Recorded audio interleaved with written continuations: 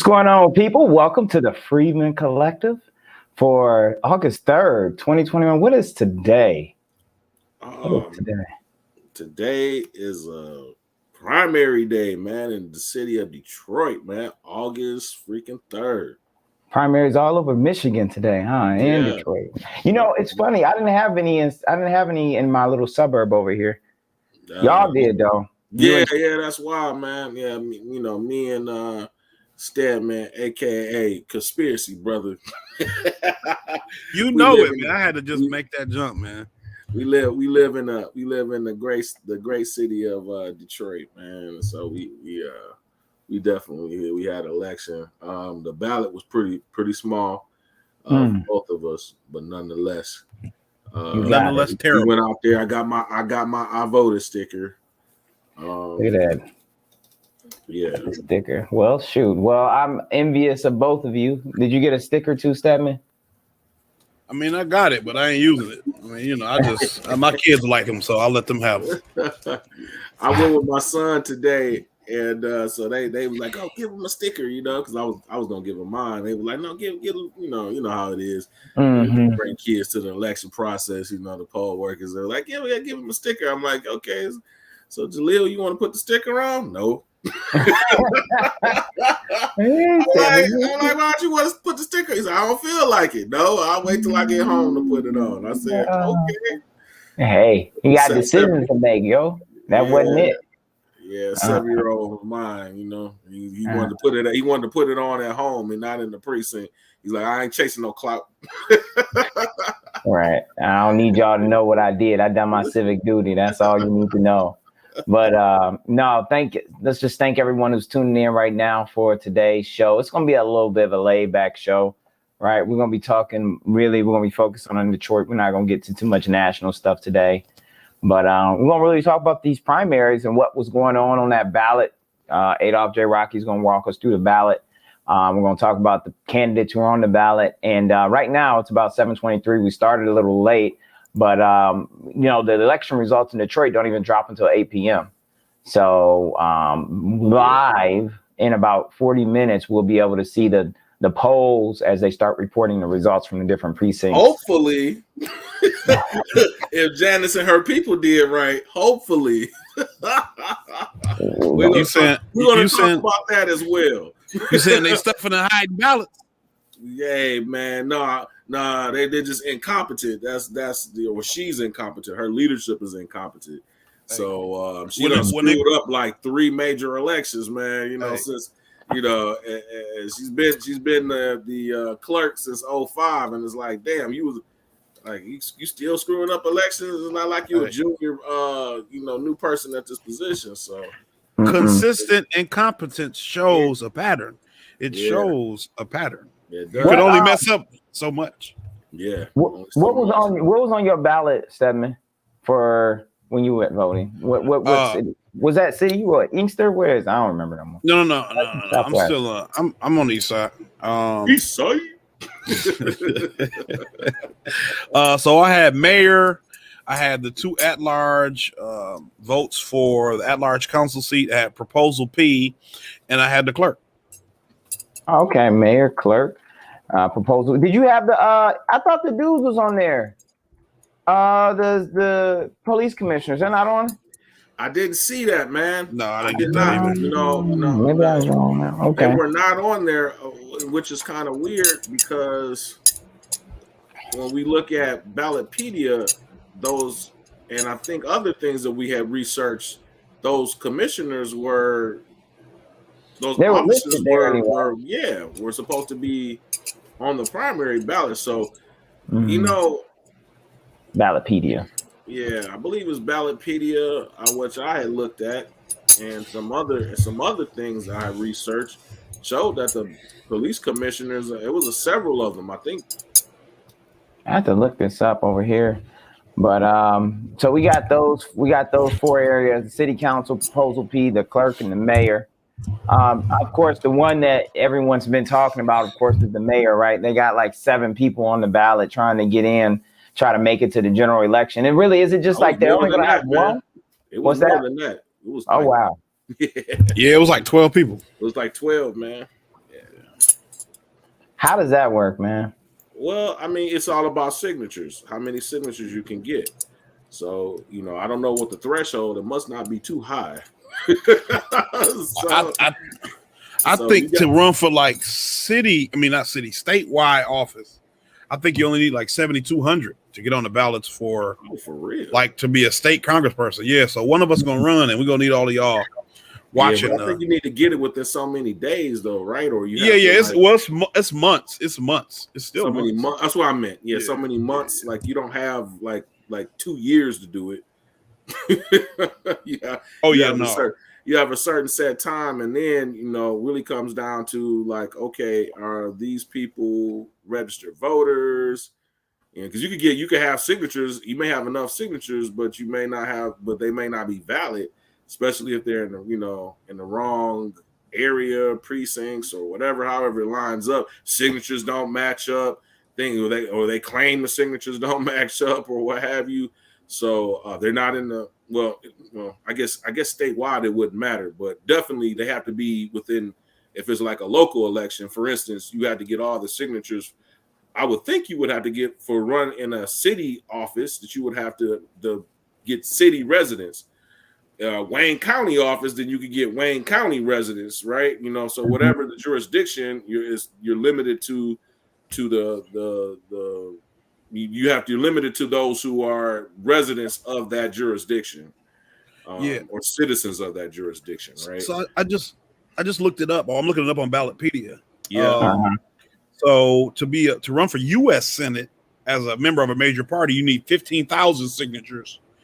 If you run as an independent, you need 30,000. So that's the U.S. Senate. For the House, you need 1,000 as a member of a major party, 1,000 as a member of a qualified party. So I suppose that's like one of the third parties, and then 3,000 for unaffiliated. 3,000. That's terrible. So you're making it more for people who aren't party affiliated. Yep. That's lame as shit. And it should be the other way around. Yeah, and for the state house, it varies by district population. So I mean, let's see.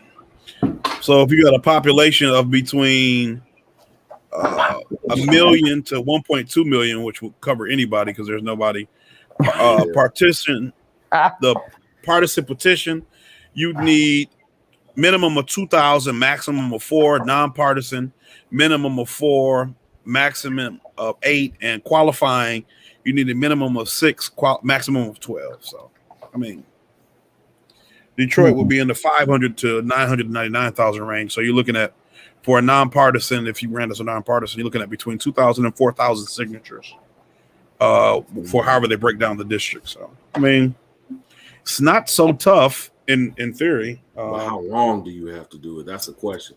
Because there's for-profit businesses that are for-profits that. So that person you see at, we've all had them, right? You're in a grocery store, you in the parking lot somewhere, at the mall, and you got that person coming up to you, hey, can you sign? They're getting paid. They're getting paid. Oh yeah, I heard about that. Yeah, generally speaking, unless it's some sort of grassroots type stuff, they're getting paid, and they're getting paid, pretty decent. Usually I think those people make like 15, 10, $15 an hour. Yeah, generally speaking, man, and so it's very expensive. So the campaigns pay those organizations to go collect those signatures. They pay. Wow. Yeah, those ones have the pockets to do so. Otherwise, you out there by, you got to have a dedicated, grassroots team. If you're not going to pay, obviously it would be volunteers going out collecting. That's why so much money in politics, man. So much money, because this not just simple, easy, to do this type of stuff. You gotta have, especially, even let's say you get on the ballot. That's just one part of it. Now you need television ad, radio, television. So have either of you read what is the show? I think I told you about it, Stedman. It's a book called Democracy. It's about money in politics. It's I'll find it. Oh my gosh. That's in my Audible. But he talked about how it takes so much money to crack into just doing a basic race. And it ain't really because you need all that money. It's about they don't take you seriously if you don't have the money. It's kind of like a measuring stick. Instead of having the wind at your back and the volume of people who are voting for you or supporting you, you just need to have a lot of money. So if you got 3 Jeff Bezos behind you, that counts as having about 1 million people. Yeah, I mean, yeah. That's where you look at, like, even when what's this dude named Governor Bloomberg, not Governor Mayor, but when he ran, bro, he was giving his staff like laptop, iMac Pros, iPhone 11s. Yeah, he just was letting them keep it, and you know, like just straight spent money, man. Yeah, I mean, you think that was part of the lucrative package just to get them to come through? Well, he was. That's what he was trying to do to get people to want to work for him. You know, to dedicate all that time. Now, after he dropped out his campaign, shit got a little bit more murky, and some people were talking about they had to return their stuff. Yeah, man. I mean, what you're saying is accurate, and that's the kind of thing about politics. Indirect. That's the part about politics where I'm like, you know, as much as I rail against them, I feel like I'm not giving them any excuses because you take on that responsibility. But it's tough, bro, because I mean, really, you have to be willing to die to stand up for the right thing. You know what I'm saying? You have all these external influences. You have all these wealthy, rich people who want things to work a certain way. And you have to be willing to, in spite of all that, say, you know what? I'm going to do the right thing. I'm going to stand up for the people. You know, if that costs me jobs, if that costs me, I mean, look at Cuba, for example. You know, the whole country of Cuba is really, for lack of a better word, a shithole because it's been under U.S. sanctions for 60 years. Right. And so anytime Castro could have said, look, we're going to stop this communism thing. We're going to let America come in. We're going to let them have cheap labor. We're going to let them overtake our country, set up to take our women, the casinos, and do whatever y'all want to do. You know, and the people might have been happier in the long run. You know, on the surface, they might have felt better because they felt like they had choice and freedom. But like when you look at what they would have lost in that process, you know, it's a tough decision, man. It really is. It's a fine line you have to walk. It'd be no different than what you see in DR right now and Jamaica and what's going on down there? Caribbean islands and Haiti. Yeah, I heard there's a bunch of bull cheese going on down that way right now. Yeah. Well, you know, the U.S. is always involved, right? Even with the assassination of the president of Haiti. So I was talking to this Haitian guy I work with. I'm trying to get his perspective, and he was like, "Well, you know, he kind of was corrupt." Yeah, that was the deal. When he first started, but they said it was some company that they had like given this company the contracts to do power for the country. I don't know if they was affiliated with the U.S. or something like that, but this company, and he said they was paying him all this money, and they weren't doing anything with it. It was just like pocketing the money. And it was like general corruption. So he said, look, we're going to cancel this contract. You know, we done with you. And he said a Turkish company said, we'll put all the electricity in your country for, you know, very little money or whatever, a fraction of what you were paying originally. And then he said the Russian government set up the embassy in Haiti. And he said it's been quite a few years since Haiti has had a Russian ambassador. And then, so around that, then a guy got killed, and they said that the guys that killed him were Colombian soldiers who had been trained at the Pentagon, you know, and I think it's called the School of the Americas, which is like a U.S. What would you call it? Like a not a revolutionary school, but it's like where they train foreign soldiers, foreign elites, not mercenary. But not mercenary in specifically, but it's like. U.S. military policy. Yeah, it's really some fucked up shit, bro. Camps put out all over. School of the Americas. You know, that I don't know when it came about, but yeah, I think it's down there by Fort Benning. You know, by the infantry school. Yeah. And it's for training. You know, I think it was originally set up to train. You know, these military commanders. And generals and officers, you know, in these Latin American countries, you know, so they can export, you know, that to their own countries and strengthen their own countries. But there was a lot of atrocities happening, in the 80s. Like was it Peru or Bolivia? They had that one guy that got rid of. Because there was a lot of communists. There was a lot of communists. In Peru, they got rid of what was his name? Pinochet. Pinochet was what? What country was he over? Peru or Peru? Yeah, Peru. Yeah. No, that might have been Chile. That might have been Chile. One of them, man. Yeah. All right, so we get messed up. Yeah, it was founded in 46. We're going international. It was founded in 46. All right, listen. All right, couple things, housekeeping. So the number is scrolling below. We want to have a discussion with people today about what you voted on and why. I don't care if you made the right choice or not. We want to hear from a few people. So hit that number below. When I see you drop into the room, I'll pull you on. You will hear yourself get pulled into the actual live show. So if you want to have a discussion with us, please call in and drop the code in and rather put in the access code and you'll get live on the show. Don't come on here on no screwy stuff. Also, what we got to really talk about we got to talk about this mayoral thing. So let's just jump right into this mayor race. We got several. We got how many people? 12 folks on that ballot, man. You don't have the ballot pulled up over there, do you, Gerard? Can you pull it up? Man. I could definitely do that. You want to put up the actual one from the state website? Yeah. That way people can see bona fide what it is. Yeah. So let me see. Go ahead. I'm gonna share my screen. Correct. Right. And I'll add it when I see it pop in. Right. And then we go. Let's talk about our boy Doogie Howser. Mike Duggan. Right. What's my name? Mike D. Mike D. Mike Doogie Howser. Doogie Howser was a doctor, right? Well, yeah. He was a doctor. He was a child doctor, man. He was like a phenom. He was like he was okay. Maybe I shouldn't say that about this guy then. Neil Patrick Harris. He's house. All right, zoom into that stuff. Let's talk about this. Who's on the ballot, man? Click on the ballot. Don't give people your address. They're gonna show up. You gotta hit. Go up to the top. You gotta hit view or ballot preview. Sorry. Yeah, ballot preview. Right. That's this. Where was it? You said right. It's right above you. Yo, hey, hit the view button there. Come on, this one. Yeah, right blue. Hit it. And then you want. I'm like, what are you guys talking about? Right there. You scrolling like I don't see it, bro. Yeah. I was looking at something else. Anyway, double click, Gerard. Man, I know. What's he doing? You seeing it now? Is it broken?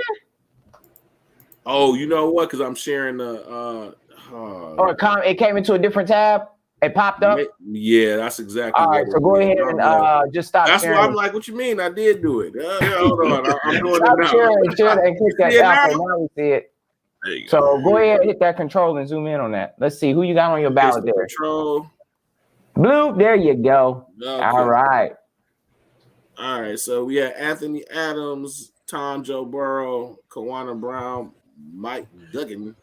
Maya, I'm assuming that's Maya, right? 2 Y's. I mean, people are so fancy these days. Maya Jones, Jason M. La Sosa, Charlotta McInnes, Donetta Simpson, Art Tyus, and D. Etta Will Coxon. I think that's So it seemed like it was more on the actual ballots than this. Like I felt like it was like 5 more people on there, but maybe I'm just, that's what it was. That's what I saw. So 1, 2, 3, 4. I'm surprised. So Duggan has to make it through the primary, huh? Even as an incumbent. Yes. Well, yeah. It's that. It's like like a runoff style. It's nonpartisan. It's a runoff. The top 2 candidates go on to. So if he failed this for some reason, he could very well lose his seat, like out of the primary. Yep. Yes. So how in the world? Like, have y'all seen him campaigning? No. That's his strategy, bro. He's taking the Joe Biden strategy. Stay away from everybody as much as possible. If you forget I'm here, you won't be upset at me for being here. So don't show up, and I'll pay my people to vote, and I pay my homegirl to lose the ballots, and then I'd be in here. Yeah. Hey, my home gonna lose the ballots. No, Lose the balance of anybody else who voted outside of me. we can't go down like this, yo. You better be careful what you're saying. We're going to go into the history of Duggan and Winfrey. You know what I mean? We'll go into that. All right, so that, just to be sure people understand, you know, when we talk about ballots here, we're talking about bona fide issues with actual ballots being misplaced and things like that have been actually solidified in Detroit. We're not talking about any of this big fake lie stuff. We're not on that. So please do not confuse the truth with our support for fascism. Okay. Yeah. Hey, that's nice, bro. You quick, bro. You quick. I like that, man. That's why you in charge. We just want to make sure people understand. We're still talking about mayor. We're going to go to the clerk. Yeah. So, I mean, any comments on any of these folks? I know we're going to get into the details. What do y'all know? Yeah, Anthony Adams, we seen him at the event Juneteenth, right? Fellow Bearcat. Is he? Oh, yeah. Yeah. I don't know what y'all say. Go Bearcats. Go Cats. Yeah, go Bearcats, man. Okay. What up, though? Bearcats. I mean, you know, besides Mike Duggan, I don't really know anybody else on this list personally. Maya Jones was the one we talked about, went to Cass, went to Michigan State, worked for Google. And that just she was just like one of them climbers. She said she was an activist, so she could not get my vote under any circumstances. I mean, you know, Tom Barrow, and I don't know anything about Art Tyus. I'm ashamed. Yeah, I've seen his signs, but I haven't seen him. So and then my son's mother has the same last name, but I don't think they're related because she would have definitely told me. She was like, my cousin running for mayor, you know. But there's some folks who will just run just to get their name out there and have no. I think so, man. I think. I mean, it could be something that people use as a, you know, if your career is a stepping stone type person. Yeah, I mean, I think so, man. Look at like Andrew Yang running for president and all that. You know, they weren't never going to win, but getting your name out there, get you some recognition. You get some, you know, maybe build up your political capital. People look at Buttigieg. Now he's a secretary of transportation, and that dude ain't qualified to run a small city. Yeah, man, you can, you know, all you need is to get some. I mean, to me, like in a lot of ways, elections is just like high school. You know, it's political, right? It's a popularity contest. You know what I'm saying? So you get some clout out of it, and you could parlay that into a lot of different avenues in today's world of social media. I mean, shoot it. Just start running a YouTube channel and make money off of it. If you got a big famous enough name that could draw, you know, ads and stuff and get you a revenue source. People, you know, but a lot of people leave government, go straight into the private sector to make money, or you know, sell a book. It's so many different ways you can spend this stuff, man. Tom Barrow, he ran previously. He ran. What did he? I think he ran against Duggan and them the first time in 2013. He was on the ballot. And I think he ran. I'm sorry. Do you see what I'm showing y'all on the screen? Negative. I'm still. You stop. You're not sharing it. I'm not. Yeah, I see it. I'm an a-hole. Yeah. I'm sorry. Yeah, I see it. No, you didn't tell me. I didn't know. Maya Jones. She just corporate, bro. Yeah, I went to her page, her Maya Jones's Instagram. It was talking about job creation, affordable housing, senior wellness, but like the first specific group outside of senior wellness was immigration reform. It wasn't even criminal justice reform is like next. It's like the third one down or something. The fifth one down. And that's a problem, man. Hey, that's a problem, bro. Yeah, it is, dude. But guess what? you know, hey, if you courted that important section of Detroit, you know, that's the Hispanic area, you know what I'm saying? The Hispanic Arabic area of Detroit, which is Southwest Detroit, closest to Dearborn, you know, and they come out to vote, and our people don't come out to vote. Boy, yeah. You know, but it's like that's gonna be the telltale today. Is like how many people gonna actually pop up.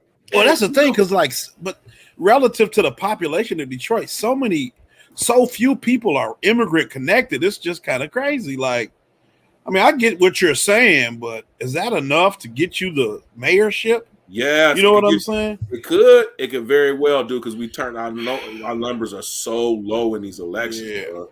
So low. I mean, let's even talk about the districts. I'm gonna try to pull up Detroit City. So when y'all were talking about Gilchrist running against Winfrey last election, right? I looked it up, man. She had like 50,000 votes. Yeah, and he had like 49,000 votes, and that's a citywide election. Yep. It was very close. Yeah, but very close. He chose not to challenge it, but it was very close. That sounds like a political move right there, not to challenge it. Well, he's a lieutenant governor. You're trying to scrap. What is you doing? He's a lieutenant governor now, so it all paid off in the end. It all paid off for him, but I don't think that's what he was looking. I mean, he could have known that then. That was that was 2016, and then by 2018, that's when he, I think he had a good idea, bro. Because not 2 years out, bro. No way. I think somebody told him, like, look, the next time there's a big statewide position up, we got an election coming. We'll scratch your back, bro. Don't push this. We need her to stay here. We need Doug in this. My name Conspiracy Brother, bro. What you want from me? Yeah, we need you to stay here. That's what I think, bro. I think they have all this planned out. That's the thing about politicians, especially high level national politicians. Why we can't wrap our minds around people like Barack Obama or Kamala Harris, because these people are so devoid of any type of human emotion, of any type of anything like what you would call conscience, because they want to be whatever they want to be. They want to be president. They want to be governor. And so they've spent their whole lives grooming themselves, joining these clubs, going to these schools, talking to these people to get those positions. The average person, bro, I don't even have enough energy to do half the shit I really need to do for survival on a day-to-day basis, let alone plan out when I'm in the 5th grade, I'm going to be president. This is the school I got to go to. So, that's the thing we got to think about. Like, they really plan this shit out. They really thoroughly plan out their trajectory of their life. Yeah. So I feel like we just can't relate to that in general. Man, maybe so, man. But this is how electoral politics kind of goes. Especially talking about a VP position. I'm sorry, a lieutenant governor, which is equivalent to a VP position.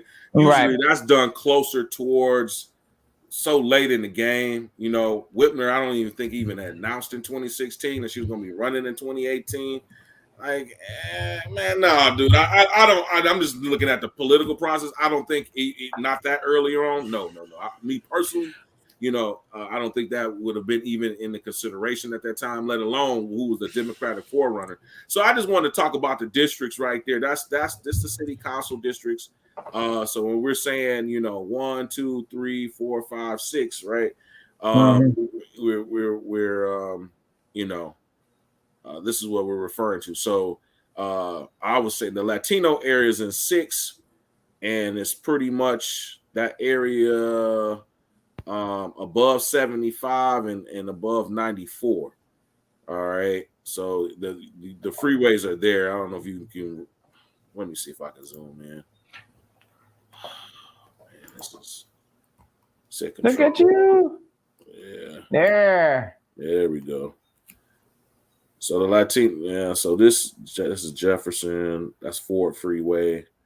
It's not showing 75 on here for whatever reason. That's crazy. Anyway, this can you see my cursor? No. I can see it slightly. That little finger. Yeah. So, anyways, this area, Grand River. This area over here is the area that's touching Dearborn, because this is Dearborn, and like where it says Wyoming, Tyerman. It's in white. You just you can't the city that's attached is Dearborn. So yeah, this area is the Hispanic area of Detroit primarily. Where most of the rest of the city is pretty much predominantly black. But this part right there, where the six is at, the actual 6 is in, and then the orange spot above it is primarily the Hispanic area, and Arab area.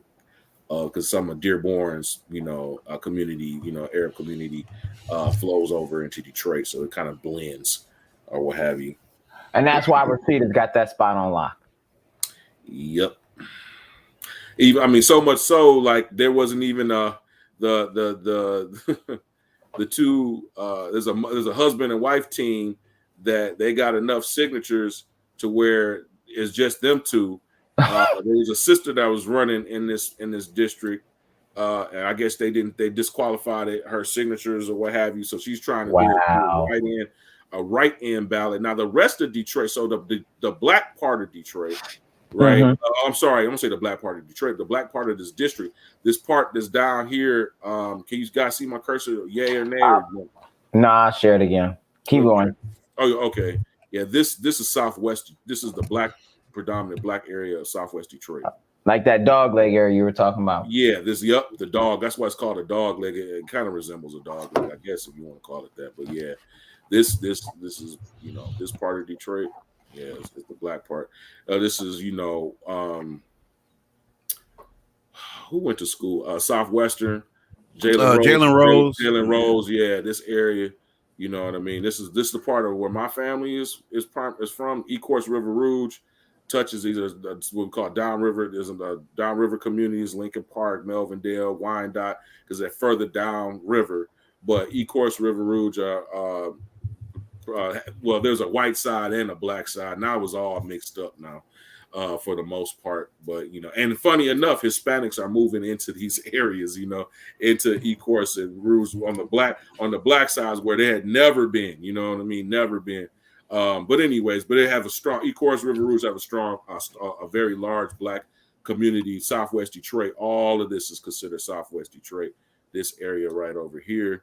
Okay, that 6 area. Yep. Okay. So okay. Go ahead. But anyways, so I was just gonna say, like, looking back at that ballot, so we're talking about essentially where do we come from with the ballot? We're saying that 6th district could have the potential because of their turnout to kind of influence the whole other 6 districts. You know what though, and that's probably what's gonna happen with Doogie Howser. He probably just gonna get a bunch of people from down there. Ensure he stays in place. Like, I mean, they're gonna show up. Number 2, it's a lot of wealthy people in 2. Yeah. And two. I mean, and then then you got and then he's connected too. So like the wealthy parts of Detroit, Palmer Park, Woods. I'm sorry, yeah, Palmer Woods, Sherwood Forest. I mean, that's up in Bagley area. So that's that. So you see too the okay, so Woodward to the left of that is Palmer Woods, Sherwood Forest, all the way like to Livernois. That's some of the very hot, very nice neighborhoods. And 5 by the river. That's where he lives. Indian Village. Yep. And that's Sheffield's. Yeah. So look at this, right? So look at this. So the areas in Detroit, right, where money is still, in the city. We're talking about inside of the city itself. We said Sherwood Forest, Palmer Woods, and then the ethnic areas, the more ethnically mixed parts of Detroit, which is in 6. And then that area, Indian Village, East English Village, right? That's all in 5. Notice Mary Sheffield unopposed. You know what I'm saying? She doesn't even have to go against anyone in this primary because there were no other challengers even came up to even at all. 6, right? Which has a large Hispanic Arab population in contrast to the rest of the districts, right? Number 6, right? They're not having a primary because the only 2 candidates, which are a husband and wife team, are going straight to the general. So all the other candidates didn't get to qualify or whatever. So it's 1-2. They got 1-2, and so there's no need to even have a primary because it's already the 1-2 is already settled on who's the 1-2 for the general, and it's a husband and wife team. It's just weird, man. And then I believe in this 2, because I think the only districts, the council districts that were up, I think was 1, 4, and 7. So the Amari Spivey, right? That's his district. He chose to not run again. Well, you know why? He's He getting that Gabe Leland treatment for freaking bribery. Yeah, he getting that Gabe Leland treatment. So Spivey got a bribe case too? Yeah. Why they see this is the thing. People act like they don't even talk about the corruption on city council. They just be talking about trying to get people in and everybody get in there and do something wrong. But then nobody want to hold them accountable. So we just act like we're just gonna vote for some folks now. They all friends, man. Behind the scenes, they just want to trade places and get a couple years in and move on, huh? Yeah. I mean, that's why, that's why I'm saying. Yeah.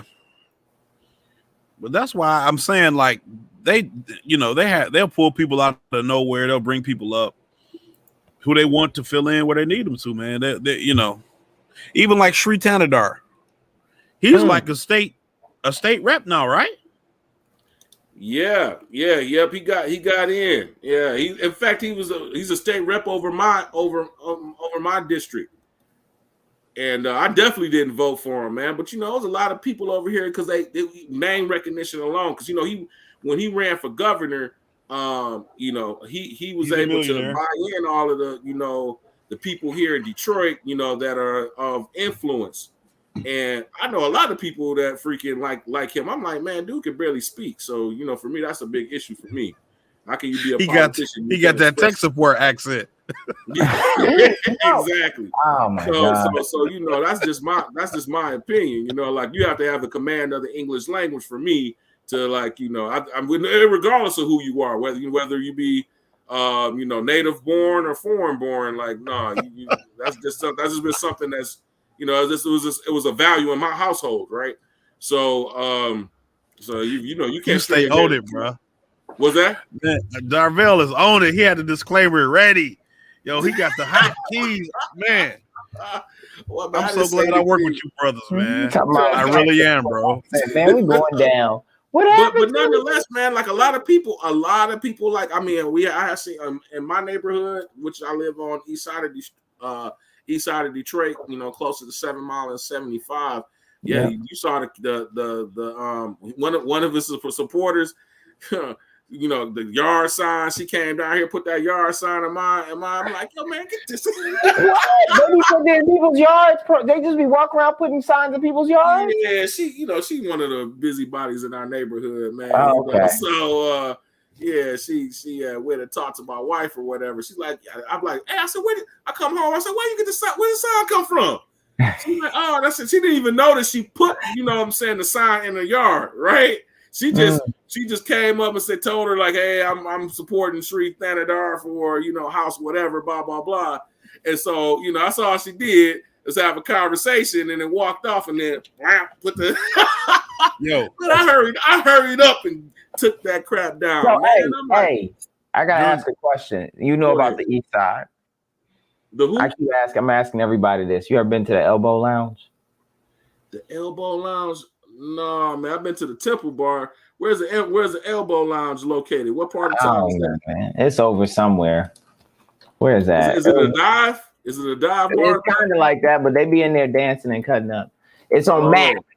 It's on Mac and oh, that's East Side for real. Mac and East Grand. No, bro, she be all over the East Side. Yeah. Like, what are you doing? Why are you over here? That's East Side for real, bro. Homie. That's deep East Side. She live in Westland. She be all over, cuz. Yeah. She be all over. I'm like, what are you doing over here? Darvell? What? You was up in there, Darvell? We went there last weekend. Oh, you what? BYP or just Darby. You took BYP. No, man, they ain't gonna stand for that. No, man, they ain't gonna stand for that. Going in there trying to find the honey. They be like, ooh, what's this? Hey, they be acting like Carlton, dog. Off of Mac and B-Wick. We're gonna replace you, Darvell. That's exactly. Oh man. They Anyway. find out. All right. Anyway, that's real Detroit. Anyway, Spidey probably be over there.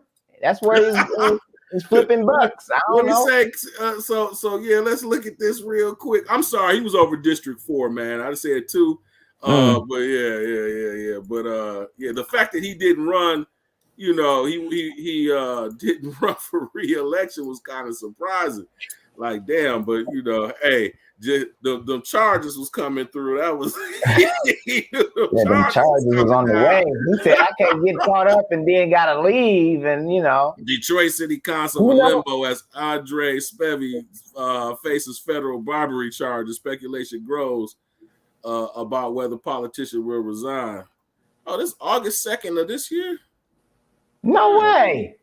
Dang, that's hot. Yeah, I did see it in the news today. Right. I know it was recent, but I'm like, but what do you mean? Like, he's already resigned. I thought he's not running for re-election. So I guess before the new person could come in, I guess maybe next year they'll come in. Oh, right.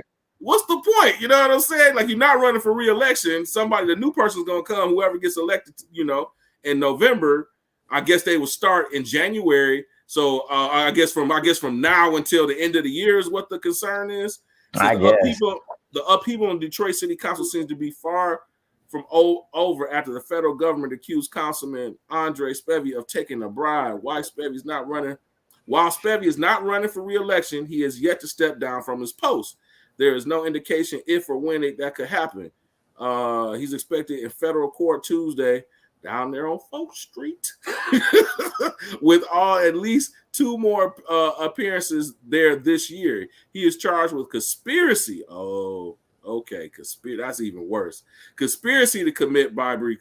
The U.S. Attorney Office. Because I mean, that means you actually didn't commit the bribery. You just talked about it. So that's even better. At least you didn't even get the money. Okay, but let's keep reading. The U.S. Attorney's Office for Eastern District of Michigan reported he personally received $1,000 cash payment from an undercover officer. $1,000. Oops. $1,000. Yo, bro, this is the thing for me. This is the thing for me, bro. Undercover officers going after cats. I guess. Why are you doing all this for $1,000 though, bro? Yeah. Just do some overtime. Go turn in bottles. Come on, bro. If I'm doing some bribery, if I'm doing any corruption shit, it's got to be enough for my family to be fine while I'm going to jail. Hey, so I guess okay. So it says received $1,000 cash payment from undercover on 2018. So damn boy, this has some long. They've been on him for a while as part of a larger conspiracy that raked in another $34,000. But still, that's really not a lot. Not enough. In the scheme of things, it's an unusual move considering the information that came out last week on Sunday night. Detroit City Council President Jones put out this statement. On Tuesday, we're chairing the last official formal session prior to August recess for Detroit City Council. I was saddened to receive the news about District 4 Council member Andre Spivey's indictment, said Jones. The statement continued, although this issue is very serious, Detroit City Council will continue to stay focused and do the work of the people of this great city. At this time, I received no official letter of resignation from the member, Spivey. My prayers and support go out to him and his family, blah, blah, blah, blah, blah, blah, blah, blah, blah. Anyways, as Monday night, there's no word on whether he will resign. Just as former city council member Gabe Leland pleaded guilty and resigned from his post, it is expected Spivey will do the same as part of his plea agreement that could come as early as next week. Yeah. So he already got a plea agreement worked out. This has been in the works for a while. That's why he didn't run for re-election. Yeah, but I mean, it's news to us, but obviously it wasn't news to him. So, just like with that Garland Gilchrist, behind closed doors, they work out deals. See? All right. Yeah, but that's different. That's different. So, where we gonna go? We gotta So 804. I know. I'm looking. Ain't nothing came in yet, yo. I'm double checking over here right now. I'm about to check out, see what's going on. Let's see what's going on. Hey, I didn't vote for Andrew Young Jr., bro. He Coleman Young Jr., man. He or the second, whatever, bro. He was on that bullshit, bro. Because he was going by the second, and then now he's junior now. I saw that on the ballot. Yeah. Because he was on that bullshit, though, he was second. So now he's junior. He was on that bullshit, man. What's this he said, man? I voted. I was reading an article from Deadline Detroit. Deadline Detroit sent out like a questionnaire to the different candidates running for the at-large seats. asking them different questions about why they should run, a little background about themselves, whatever. So they asked Andrew Young, like, what was some of his priorities? And he said getting vaccines available to all the people and some other bullshit with health, with the coronavirus, not healthcare. Right. So then they asked him, like, are there any votes that council took since 2014 that you disagree with? And he said some bullshit about not giving Deadline Detroit the Spirit of Detroit award or something. What? So then they said, yeah, right. So then they said, have there been any decisions that the mayor has made since 2014 or whatever that you disagree with? He said the same thing. And so then they asked him again, like, so there's nothing you disagree with that they've done? And he said some shit about we all got to come together and be a family, and he's not trying to do that shit. That's in the past. Bro, fuck you, bro. Go along, get along, man. Yeah, man, I ain't got time for that shit, bro. Whatever you thought was about to happen, dog, living off your daddy wouldn't have stood for no bullshit like that. Yeah. So that lets you know how entrenched he is in state politics. So man, go kick rocks. Do whatever you've been doing, motherfucker. So he ain't the one there. He ain't the one. Comey didn't like raise him or nothing like that. You know what I'm saying? Yeah, that's yeah. That was just something. Yeah, he was. Just, I mean, it's not so. So I guess if you're disappointed, he sure didn't raise him because he ain't got none of that character. That's probably why. You know what I mean? Yeah, it was. I heard rumors that. Anyway, let's not even go down that route. Nonetheless, wow, man. Now, see, the reason why I did vote for him, I voted for because I'm thinking like, okay, he will be outside of the box, man, because he's been outside of the state politic machine after losing, that governorship, and then he tried to run for Congress. He tried to run for Congress seat as well, and didn't get it. So no one's come, no one's from the party has come to back him or anything. I don't even think any of Comey Young's people, you know what I'm saying, have like Adolf. I don't think nobody's, from that camp, from Comey Young's political camp has come endorsed him or anything like that. So I kind of thought that he was kind of an outsider. Yeah. Let me share. I'm gonna share my screen. I want to try to just share that article. Okay. If y'all don't mind. Stop doing while you pulling that up, geez. I was gonna say something, I forgot, guys. It was something with applesauce.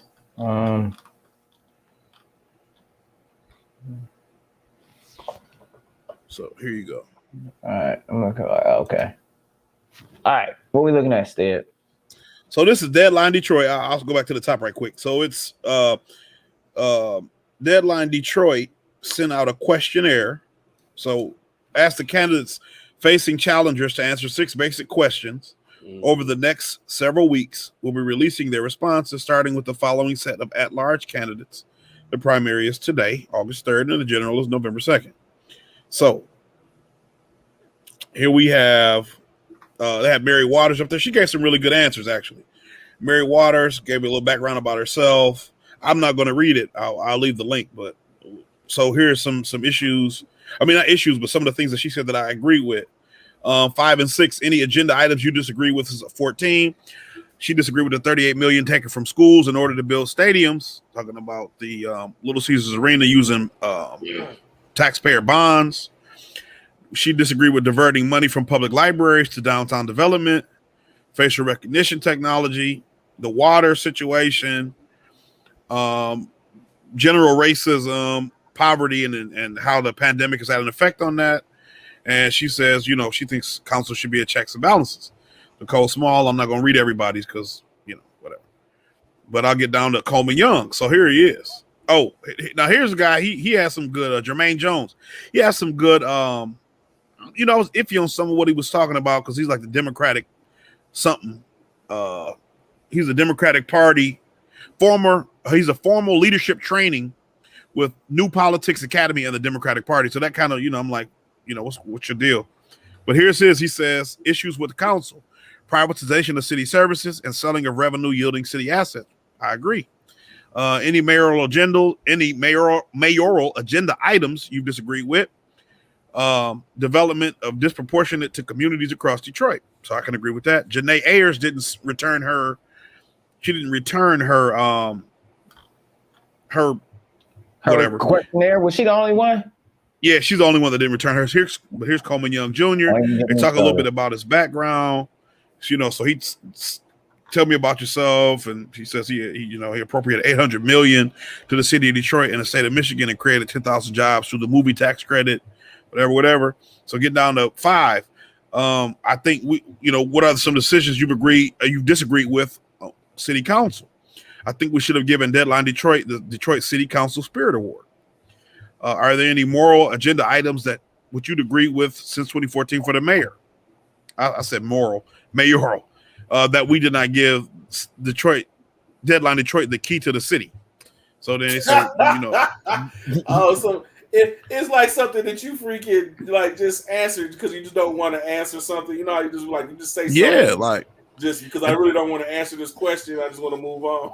Right. And so then they said, if you want any final words for your 2 answers to try to it's a policy issue. He said, you're asking me to Monday morning quarterback the council and mayor, all of whom are elected by the people. I am focused on what I am doing and what I can control for the people whose votes I am seeking. After the coronavirus pandemic, we need leadership that will unite, heal, and advance together because we are all a family. And so let me scroll up again. What do you see as a primary issue holding back Detroit? Lack of vaccine and public health equity. So, I mean, bro, what are you talking about? You know what I'm saying? Like, I get what you're trying to say to be whatever cordial, but if you're a voter, if you live in Detroit, you're a voter. You're not Monday morning quarterbacking. You're an employer at this point. You don't have anything you disagree with. I'll stop sharing. But you don't have anything you disagree with. You know what I'm saying? Yeah. That's not Monday morning quarterbacking, bro. As a voting member of this city, what do you think about the decisions council made and the decisions the mayor has made? Ain't got nothing to say. Yeah, man. It's just a sad state of affairs, bro. Is it the Deadline Detroit? You just sent over a statement? Yep. Deadline Detroit. Yep. Okay. That's interesting. Who's running Deadline? Who runs Deadline Detroit is the question. It's like a grassroots. It's some people that left, like I think Channel 7. Charlie LaDuff is there. And they kind of do like investigative journalism. Like they're while Coleman Young writes for Deadline Detroit. He writes? Yeah. I mean, yeah. Oh, well, why not? I guess so. They didn't disclose that in the article. What? Oh no, he hosts a podcast. But I mean, he's at the top of it. When you go on the website, when you click the link, his name is in the bar at the top. So I mean, it's not hard to miss. So I mean, they still should disclose that. Yeah, they should have, but I guess they figured you knew by now because you know. But hey, your girl. Hey, just so you know, Gerard, your favorite city clerk has still not reported anything. she gotta cook the books. Quit. You talking about they got raw spaghetti they trying to put together? You know. Let me see. I'll make sure ain't something here on these other feeds. Okay. So all right. Wow. So wait. So you gonna hit? Yeah. No, I was just saying. So we got we understand those mayoral. So mayoral. Sorry, mayor. You're right. You're saying right, mayoral. What happened with So all right, here's the question. Now I heard 2 different positions on Prop P between you two. Yeah. Now if you ask little old Darby, Darby say support Prop P. I think the city needs something, even if you want to say it's just going to shake some stuff up. Everybody running around saying it's going to bankrupt the city. They ain't going to be able to balance the budget, X, Y, and the third. I don't really believe that. I think that Detroit is too much of a pinnacle location for the national Black community and for itself in the state of Michigan to be going soft on the needs of the residents in this city. You cannot afford to go soft here. And I think that charter proposal would seriously enable and empower the residents to engage in more constructive use of the resources that the city should have, and to more importantly, protect from future abuses that have already occurred under the current one. You know, so you want to go ahead? Go ahead, man. You give your take. I mean, I don't disagree. You know, usually as a rule, the more establishment people are against something, I'm just inclined to believe it's the right thing to do. It's just in this instance, I voted no personally because I had a hard time coming to reconciling some of the focus of the bill or the proposal as it was written. And I wish, you know, we could have found out about it sooner. Maybe we could have interjected on some of it and tried to have a dialogue with the folks. But, you know, I mean, people are busy and we're busy. And so it didn't happen.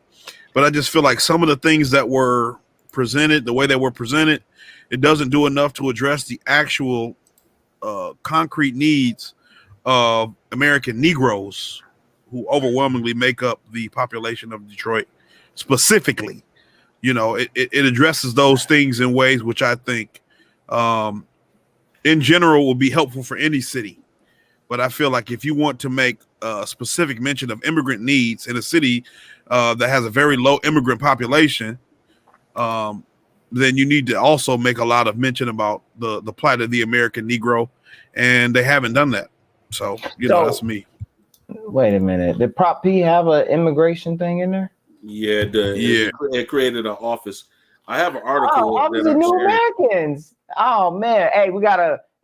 Well, never mind. I'll check in offline. Go ahead. So I have an article that I'm sharing right now. I'm sharing, Darville, if you want to bring it up. So this is an article that was written on the 30th, so very, very recent. What's actually in Proposal P? What's exactly in Detroit's Proposal P?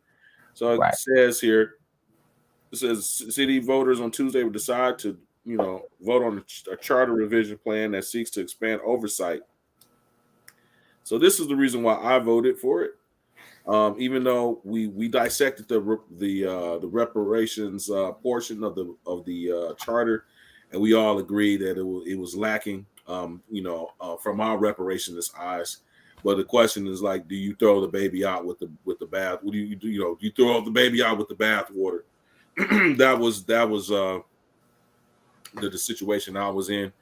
And so anyway, so go ahead. So amongst this wide range of provisions, the proposal outlines a new process for the selection of the city's top attorney and police chief, and would create a voter-installed fire department oversight board. See that's I'm all about giving more things to vote on instead of the because I think right now, the police chief, and I believe that's all installed by whoever's the mayor. I want to say, but I could be wrong. I know we don't vote for police chief. Yeah, you're right. You're right. We definitely don't do that now, and I don't believe we vote for the attorney general representing the attorney for the city. I believe that's also mayoral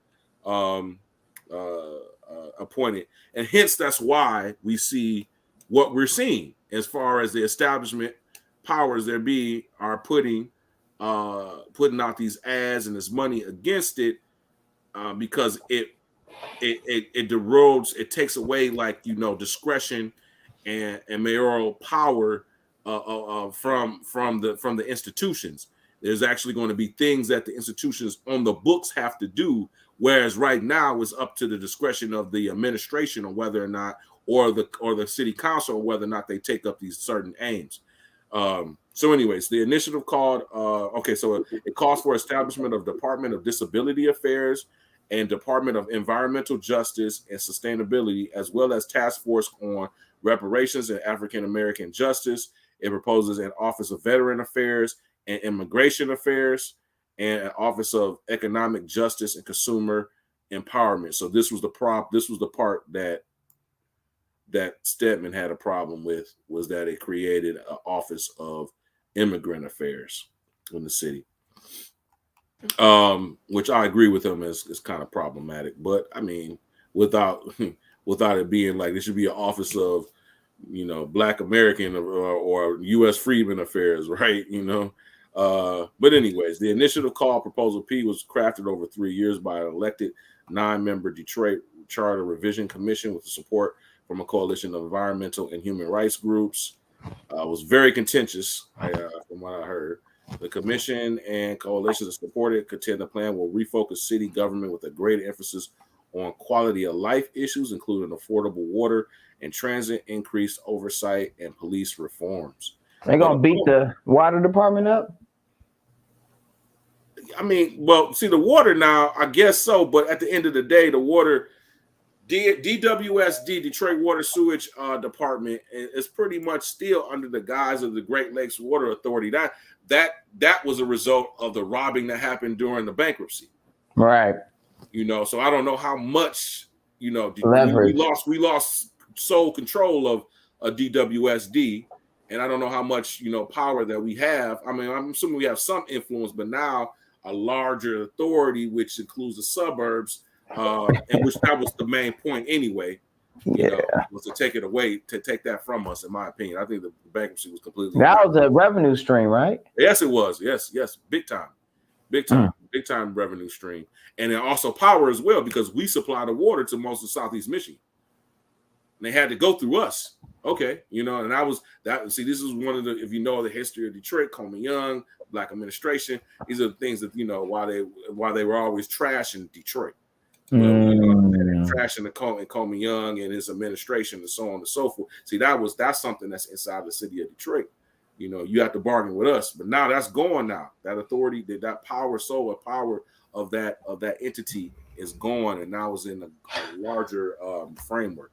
Anyways, but opponents, including Mayor Mike Duggan's administration, argue some provisions will create legal and operational challenges, confusion among residents. They contend the costs associated with implementing the recommendations will send the city back into bankruptcy. Governor Gretchen Whitmer also said she did not support the proposal and refused to give her stamp of approval this spring, and ended up going to the Michigan Supreme Court. And on Thursday, ordered the revision plan appear on the August 3rd ballot. So it was almost about to not even show up on this ballot because the governor was a technical thing. See, the governor has to approve the commission, and she did not. And so by rule, it wasn't allowed to be on the ballot. And they challenged it, went to the Supreme Court, and they said, no, the people are elected for this to happen. So it doesn't matter if the governor, you know, technically didn't approve the commission or not. It's going on the ballot. Under the plan, the mayor would have less autonomy. That's what this is all about, man. Yeah. And certain appointments, including Detroit's Corporation Council and the city's police chief. The top lawyer would be named under a joint appointment of the mayor and the council. The city's top cop will be selected by the mayor, as is the procedure today. But with the changes, the selection would need majority support of 3 votes cast by the mayor, city. Okay. I'm bringing in some hands. Yeah. But anyways, exactly. You know, so that's the reason why, you know, because Detroit has a strong mayor system, and you know, compared to other, you know, cities and so on and so forth. And this weakening the mayor, and, you know, obviously the mayor has connections with, you know, the corporate, you know, entities. So you weaken you make this more democratic, and now is more people to please and bargain and play with than just, you know, one entity, right? Right. Under the 2002 charter process, the Board of Police Commissioners would provide a list of candidates to the mayor. The mayor selects a candidate and takes it to the city council to be approved. However, under the new revision, the 3 entities would each have 1 vote.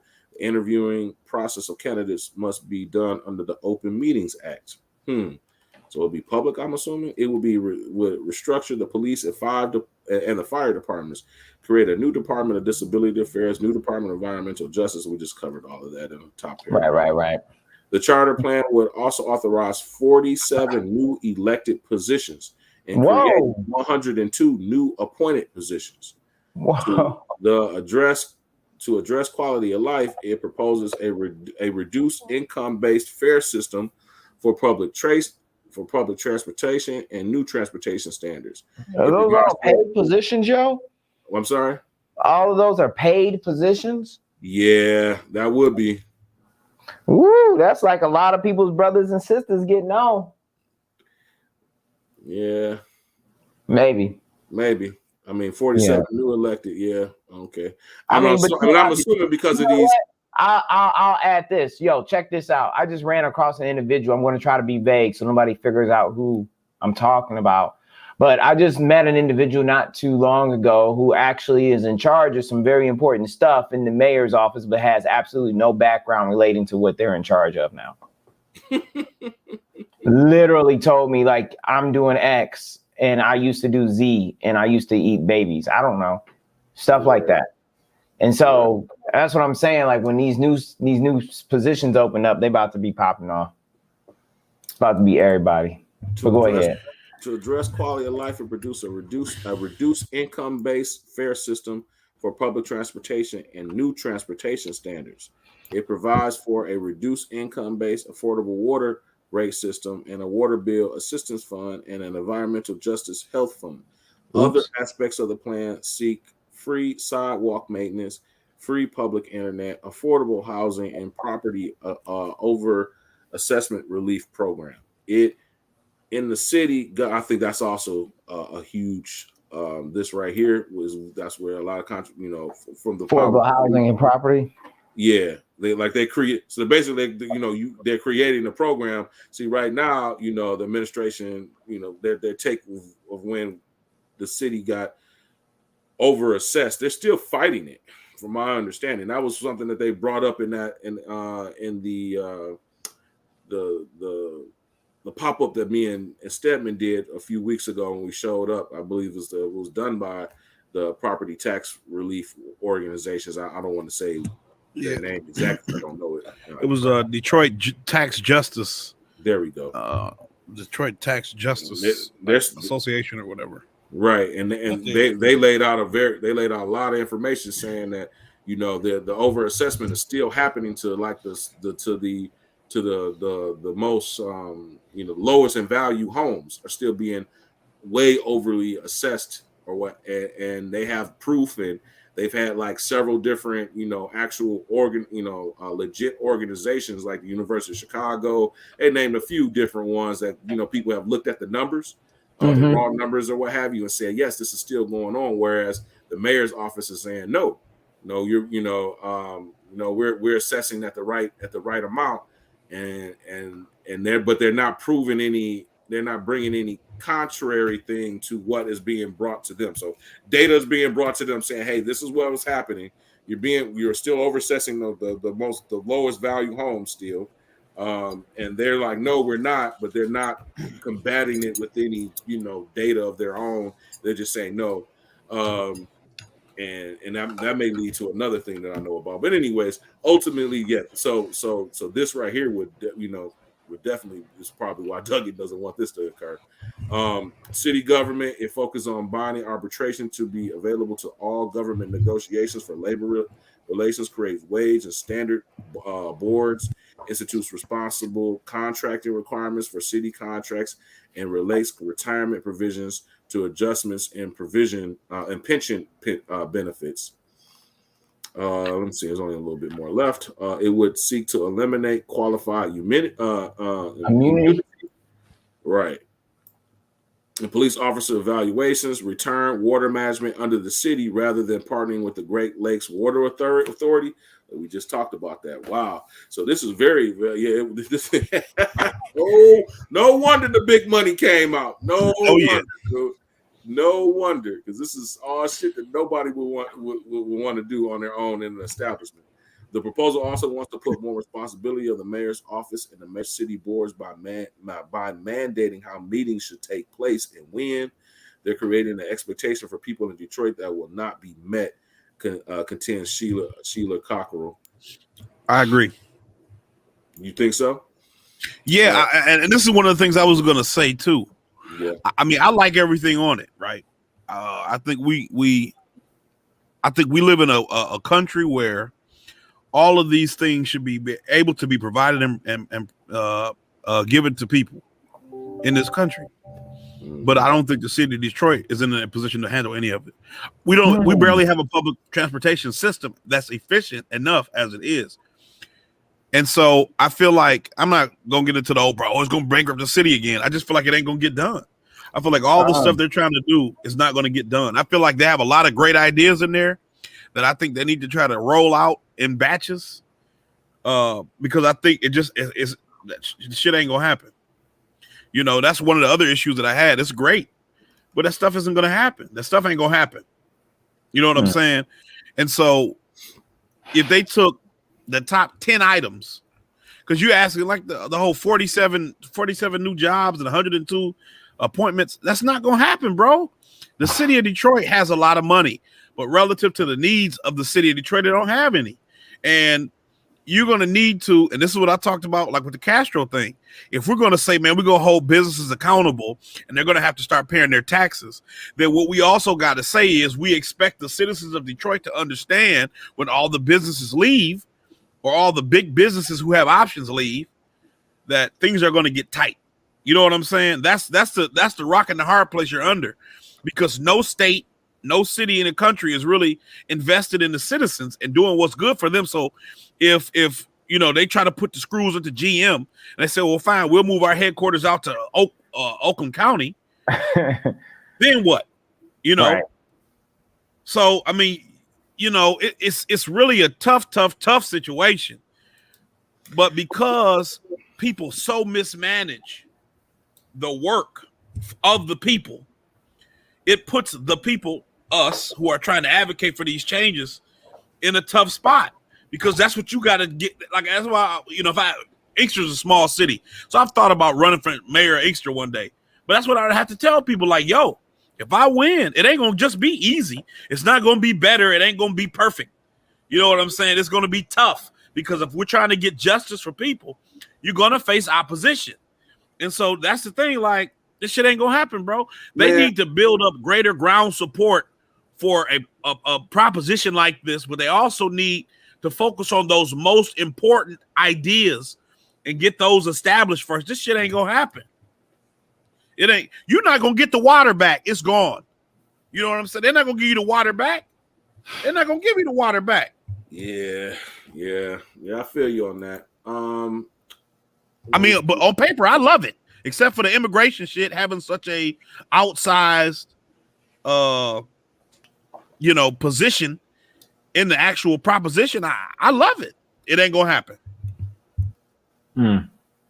Well, check-in time. It is 8:33. 8:33. Your girl still don't know where the vote's at. She don't know what's going on. Nothing's been reported, huh? Nothing's been reported. Let's look at the news, man. Maybe. Yeah, I'm gonna pop over there, see what's going on. Let's see. Hey, why you looking, bro? On the Deadline Detroit, they got a picture of White Boy Rick and James Craig and Tommy Hearns and Mark Zarek. I don't know who that is. At a photo for Macomb County Prosecutor Pete Lucido, bro. Man, they say politics make strange bedfellows. This picture is proof, bro. Yeah, that's wild. James Craig and White Boy Rick in the same picture, smiling with each other at a party. Rick Hershey, White Boy Rick. Yeah, that's crazy. I mean, you know, he's been on the press junket around Metro Detroit lately. He was I think was this past episode of it was either this Sunday or last Sunday. He was on Let It Rip on Fox 2. White Boy Rick was, but he's advocating, you know, to change these laws, and you know he's suing the FBI and the state for what, you know, for those, I guess, the sentences or for his, you know, involvement or what he got sentenced for, I guess. What they're at the birthday party for Macomb prosecutor Pete Lucido, the same Macomb prosecutor Pete Lucido once sidelined for allegedly touching butts is still touching butts. Is that the title? Is that the title? Let me show you. Is it this guy? Is that who we talking about? Just to make sure I'm not losing it, you know, so y'all can see, you know, who scroll down here. Do this kid.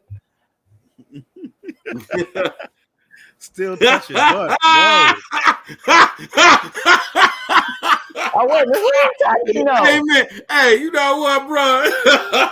More power to you, man. He said he's still touching butts, Still bro. touching butts. More power to you, man. You know. Let me see this one. Let's pop over to Twitter. He's still touching butts. Let's at least see what he got going on at Twitter. And it would be a black woman doing it to her. Yeah. Hey,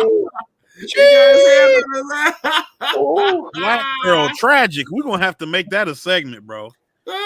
Black Girl Tragic. Black Girl Tragic. And then play the Jeopardy song when they lose. Hey, when swirling goes wrong. man, who is that? Well, I'm not gonna say too much. She knew what she was in there for, though.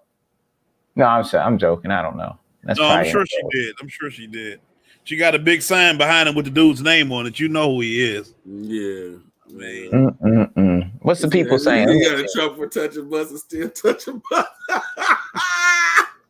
Hey, man, whoever came up with that freaking byline, man, you know, that headline, that was hilarious. Let me see this. Oh, man. People saying the gropey old party. Yeah, GOP, the gropey old. Oh, that's terrible. Oh, I mean, your president. Yeah, of course. But look at the president. He said, "Grab him by the PUSSY." You know. But so, I'm saying Cuomo the state attorney general just found out that 11 women stories were true. He was sexually assaulting women. He did try to he targeted one of them. Oh, you can't see his hand. He did target. I see his hand. You can see him kind of leaning back though. Wait up, is that his? Oh no, okay. No, you can't see guy's hand. But they said he did try to intimidate one of the women who he sexually assaulted. Then Joe Biden talking about you need to step down, bro. You have your own accusations and a history of videos where you touching kids and they look very uncomfortable. So I mean, that's the problem. As much as we're a political show, when you try to politicize wrongdoing, you undermine any truth that you try to bring to the equation. Right. It's not. We never, and that's one thing about us. We never try to make an issue that's wrong seem like it's an issue that's wrong only because this party does it or this party does it. Right. These people who are members of both of these parties do this bad thing, and that's what we got to understand. You got to stop protecting these folks, bro. These folks just, it's just like running into a brick wall, man. They just. That's who, Cuomo? Who is it? No. Yeah, Cuomo, Andrew Cuomo. Letitia James found that he has sexually assaulted at least 11 women. There's Letitia James. I think she's from Brooklyn or the Bronx. So they're asking him to step down. Wow. Well, it's a wrap for him. He did not. He said it wasn't him, yo. I don't think he's going to step down, bro. Nah, he ain't going to. Man, come on now. I mean, the only other thing that's going on besides that, I mean, here is what R. Kelly gained some weight. Okay. There was something else. That's in Holly. Don't nobody know what the hell's going on with this election. That's what I tell you. Obama had a 60th birthday celebration at his 30-acre estate on Martha's Vineyard. He had Pearl Jam there and 500 of his closest friends. So I guess they not recognizing COVID safety protocols. I guess when you're the president, you can say fuck all that, huh? Right. I guess so. Yeah, nah, man. Safety. We got safety on lock. We good over here. What you asking? Bro, he don't listen to Pearl Jam, bro. Come on, bro. I hate him so much, man. I hate him so much. I used to like one Pearl Jam song. But I'm saying Obama don't listen to Pearl Jam, bro. No, we shouldn't be looking at that. That's not. Meanwhile, Black and Hot Atlanta, what is going on? I wonder what happened to Pearl Jam. I'm like, yo, they fell off. Yo, Atlanta, wow, bro. I lived down there for almost 10 years, bro. Atlanta's crazy, bro. Hell, what's going on? That's what they doing for the kids. What is going on, God? That's what they doing for the kids. Reverse cowgirl. No, cowboy. I guess. I don't know what you call that. The Spider-Man. What is Atlanta doing, cuz? What? But you know what? This type of stuff don't go on in Detroit. Yeah, dude. What? You should see something. Well, let's say this, man. They be having some funny ass stuff. You know, kids parties and stuff, man. You be surprised, bro. This ain't a party. This is on the street. Yeah, this on the street. Yeah, that is true. I mean, if they zoom the camera out, I could tell you where it is. It looked like it's downtown, though. Yeah. Wow, this is terrible. Yeah. All right. It looks like it's downtown, man. bro. This is terrible. Oh man, dude. Yeah. But I mean, this is such as the world we living in, bro. Well, listen, man. Governors raping, presidents raping, prosecutors sexual harassing. Hey, I heard we have to say great, man. But Oh, great. I don't think we're monetized, so it doesn't matter. Yeah, we ain't got nothing to lose. But no. I think even you can still kind of get kicked off or sanctioned if you say RAP. Yeah, we can get a strike on For YouTube. real. Yes, sir. But I thought There's after 2 certain minutes, words you can't like say, 2 man. minutes, you was good. What is That's that why Kwame about? Brown Who do the- did that? that's why Oh, Kwame boy, Brown- did that. Kwame Brown do the countdown because after 2 minutes, you good. They like the people, the checkers algorithm only don't go watching that like deep into your stream.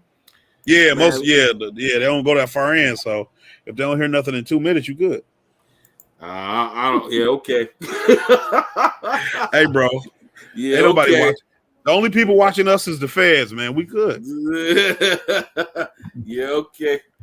Well, I mean, I don't know who's gonna be good if they don't get no damn tabulation going in Detroit for these votes because they still chilling and it's almost 8:45. I thought the polls closed at 8, and they supposed to be throwing data directly into the dump right away. Like they got zero.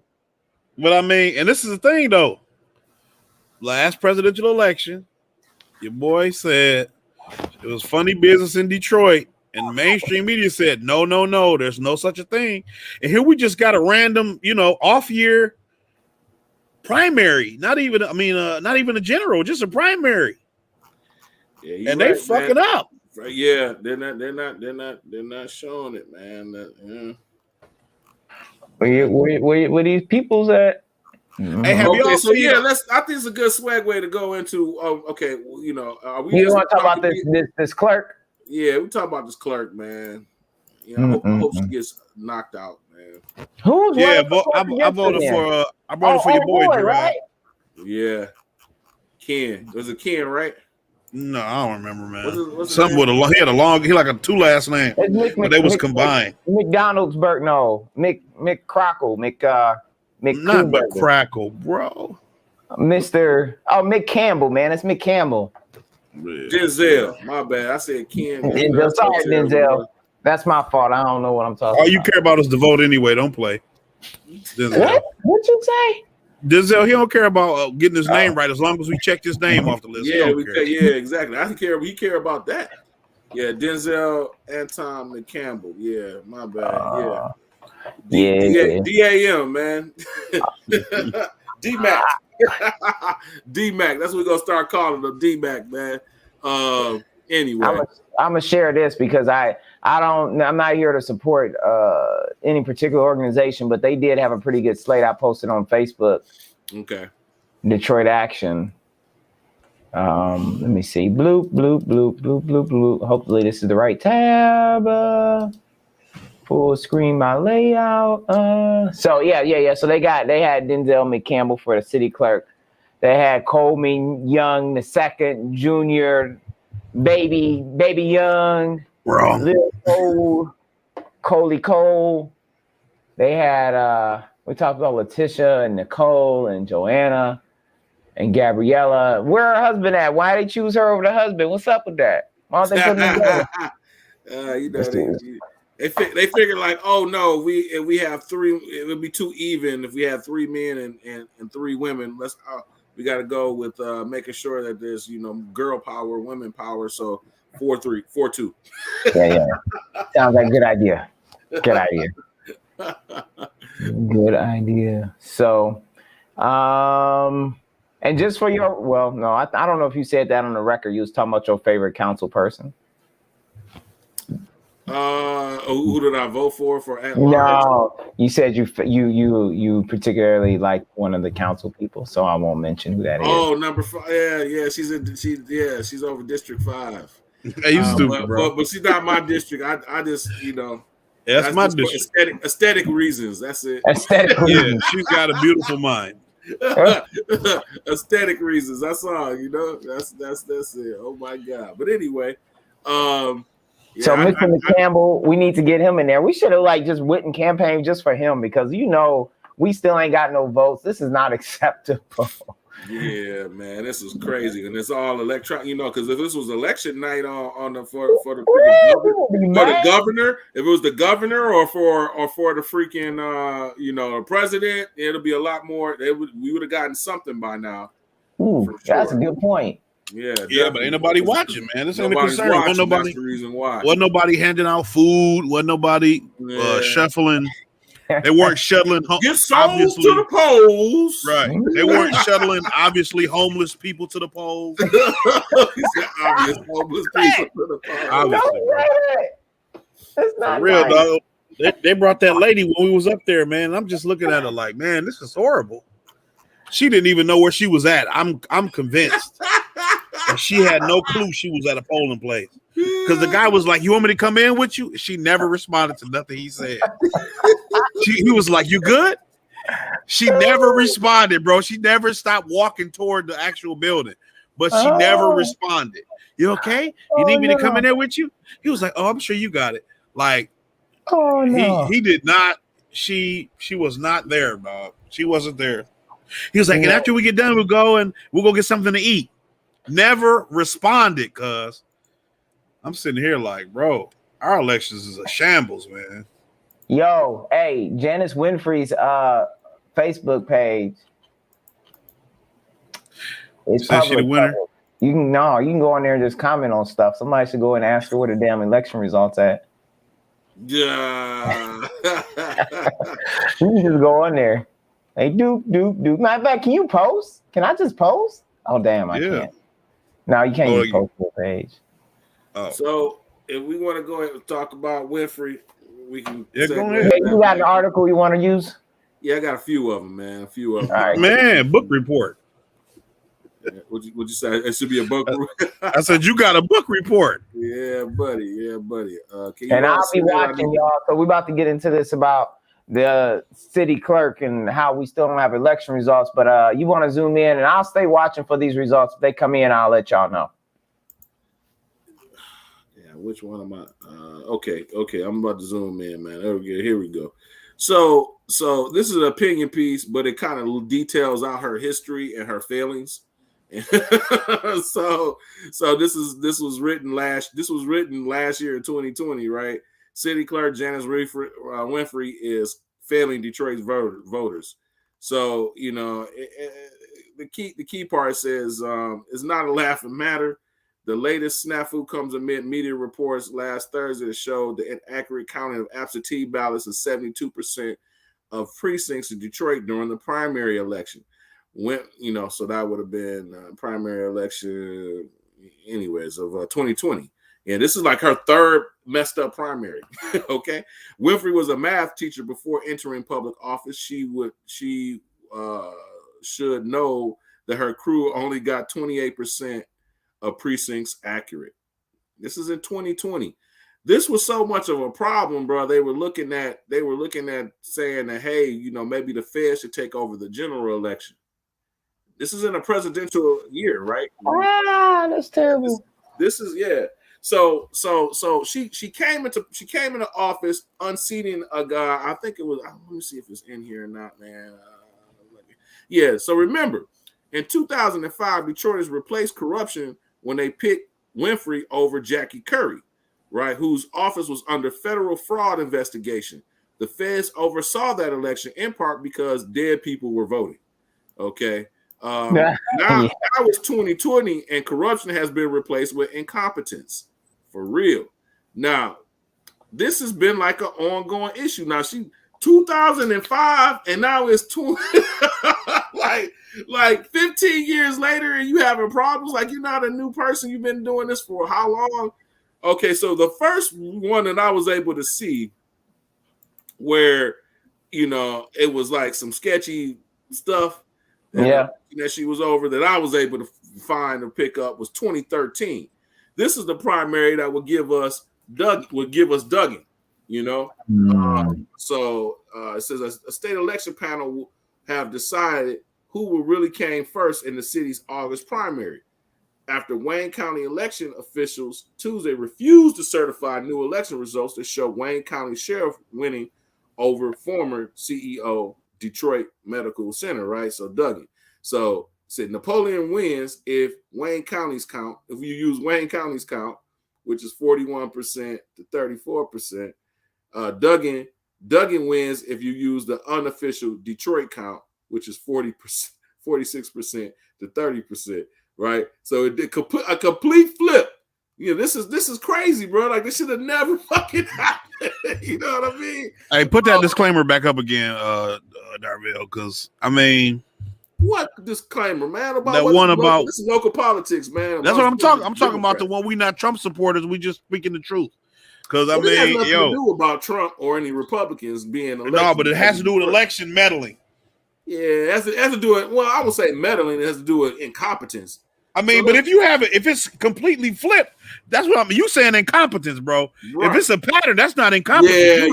You're real good at it. Yeah, that's true. Now this. So anyway, so the ballot tally flip was a result of the county board questioning the validity of about 20,000 write-in votes not recorded at polling locations using hash marks, which would cause the result of the August 6th nonpartisan primary to change with Benny Napoleon. The Wayne County Sheriff receiving more votes than write-in candidate Mike Duggan, also a former Wayne County prosecutor. 14 candidates were on the ballot. At the end of a heated 8-hour meeting, Duggan and Napoleon will still will face each other in November 6th, which happened. But Napoleon was hinting that vote counting shenanigans had cost him the primary win and demanding federal oversight for the general election. Duggan was alleging that dirty tricks were afoot to deprive him of 46% of the votes initially included in his tally. I'm just saying, like, and she was the city clerk over all of this, man. And so that was 2013. Now, 2016, right? 2016, same stuff, man. Same stuff. The 2016 vote was all jacked up. Damn, it's so much because all these articles link it to it. I thought I had the 2016 up as well. I guess I don't. I had the 2013. 2016, she messed up as well. Anyways, it's here. If you want to look it up, you can find it how much she messed up in 2016 as well. And then she messed up the primary for 2020.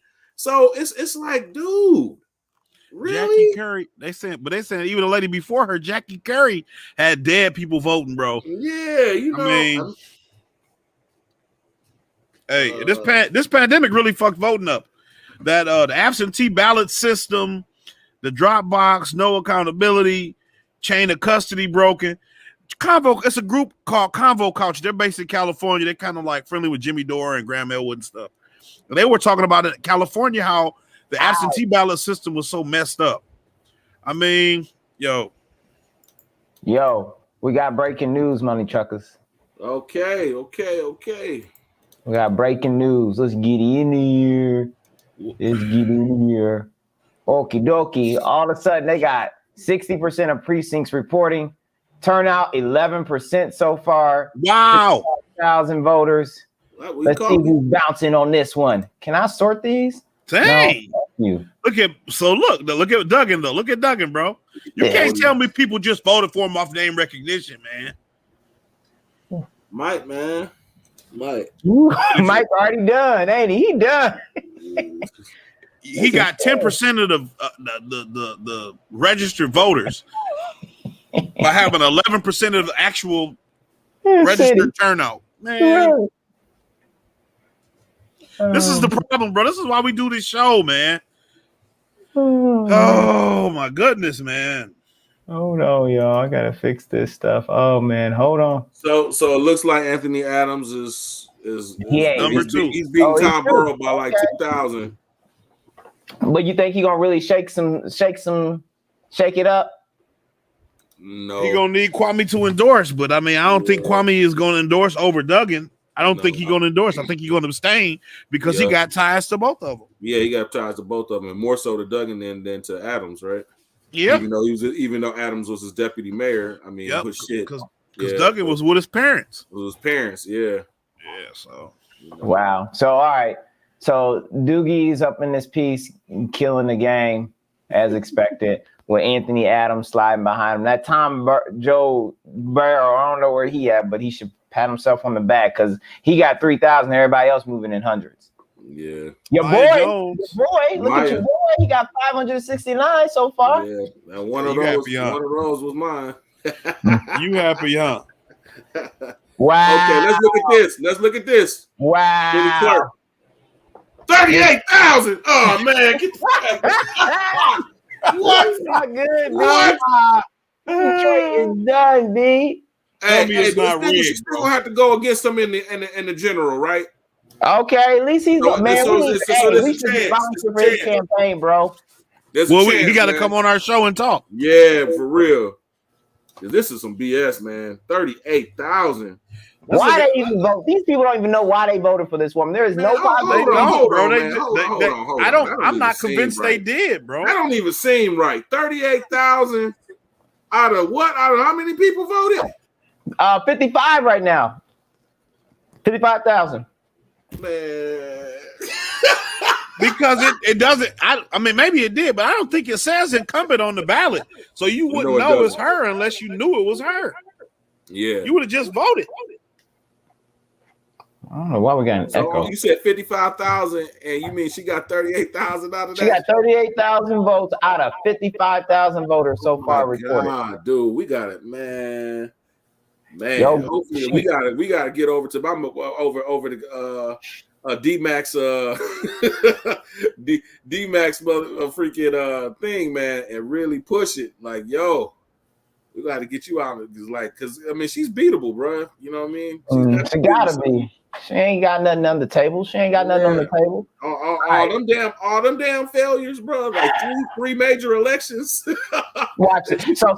So to your point, this is how this is gonna keep going. So I'm gonna go ahead and scroll down. Y'all ready? Yeah. I'm not ready, bro. I know I ain't ready either, man. I ain't ready either. Proposal P might be no, huh? I ain't ready. No, we're about to look at large. Oh, okay. Wow. Oh my goodness! Damn, wow. Young got more than Coleman got more than Ayers right now. Right. And she is the sitting council at large. Yep. That's dark. That's crazy. I ain't mad. It's gonna be if it turns out to be, huh?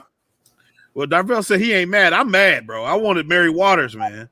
You wanted Mary Waters? I like what she was talking about. I mean, but it's at 60%, so I mean, it's still kind of, No, they done tied up most of the votes there. Wait a minute, you said your thing had said one, right? Yeah, I remember. So when you voted for your at large, did your at large have more? I had two. It said to vote for two. Right. Yeah, I voted for Mary Waters and Small. I didn't see that, man. It said vote for two.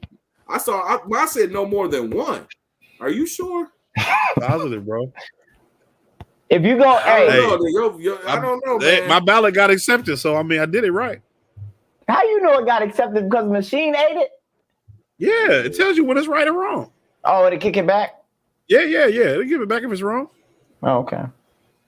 I mean, you could not vote for somebody, so that's not technically wrong, but yeah, bro. I wanted Mary Waters, man. Oh man, I don't want Janae Ayers, only because she didn't return her survey. So right, that's like that's kind of You think you above all that? I didn't want Coleman Young the second junior because the second junior. I didn't want Coleman Young the second junior because he full of shit. Whopper Junior. What's the Prop P doing, bro? Ah man, y'all ready for this? I mean, Prop P got destroyed. I know it did. bro. I don't If they voted for Winfrey, they killed Prop P. I know they did. Prop P got great, as Gerard told me to say. Yeah, great. All right, y'all. So we done seen Coleman take over. Mary Waters out here. Janae wait, you still showing it, riding. man? I'm not seeing it, bro. No, I ain't pulled it up yet. You haven't pulled it up yet? No, I'm about to. All right. Put the drum roll sound effect. All right. I wish I had it. All right. You gotta have to invest in those machines, man. Yeah. All right, y'all. Okay. Oh. I told you, bro. Yeah. Mm-mm-mm. The propaganda game was strong. I mean, it had no chance, man. Mm-hmm. But they really need to focus on a more grassroots movement. This is the problem, and it's harder. But you need to get out and talk to the people. You know what I'm saying? You can't rely on the news media or these one-off election promises. You got to go knock on people's door. I did it for Bernie Sanders. I did. Knock on people's door and talk to them and tell them what's going on. You're not going to convince people. But what you can do is for those people who don't know what's going on, who don't have a good foundation on the process, you can explain to them what is going on. You can't convince them one way or the other. But hey, a nice guy came and talked to me, broke this down. This is what this means. And so now I'll support this person or this idea or this, And I mean, I knew it wasn't going to make it. They had heavy ads. Yeah, they had a lot of people. Once they put that in there. They had billboards and shit. So, they had the. So out of a city that has 600,000 people, and you got to figure, I wonder how many of those are eligible adults that can vote over 18. Well, can we figure this out? Well, it said it was only 455 or 450,000 registered voters. Okay, so 450,000 registered. No, 655,000 registered voters. That's what it said? Yeah, I'll show you in a second. I'm just checking the rest of these city councils real quick. Yeah. Only 55,000. So, okay, that's like 60%. So let me show it to the people. Man, people stopped watching the stream when they seen Prop P. Did they? Yeah, man. People dropped off when they seen Prop P. We just delivered the news, man.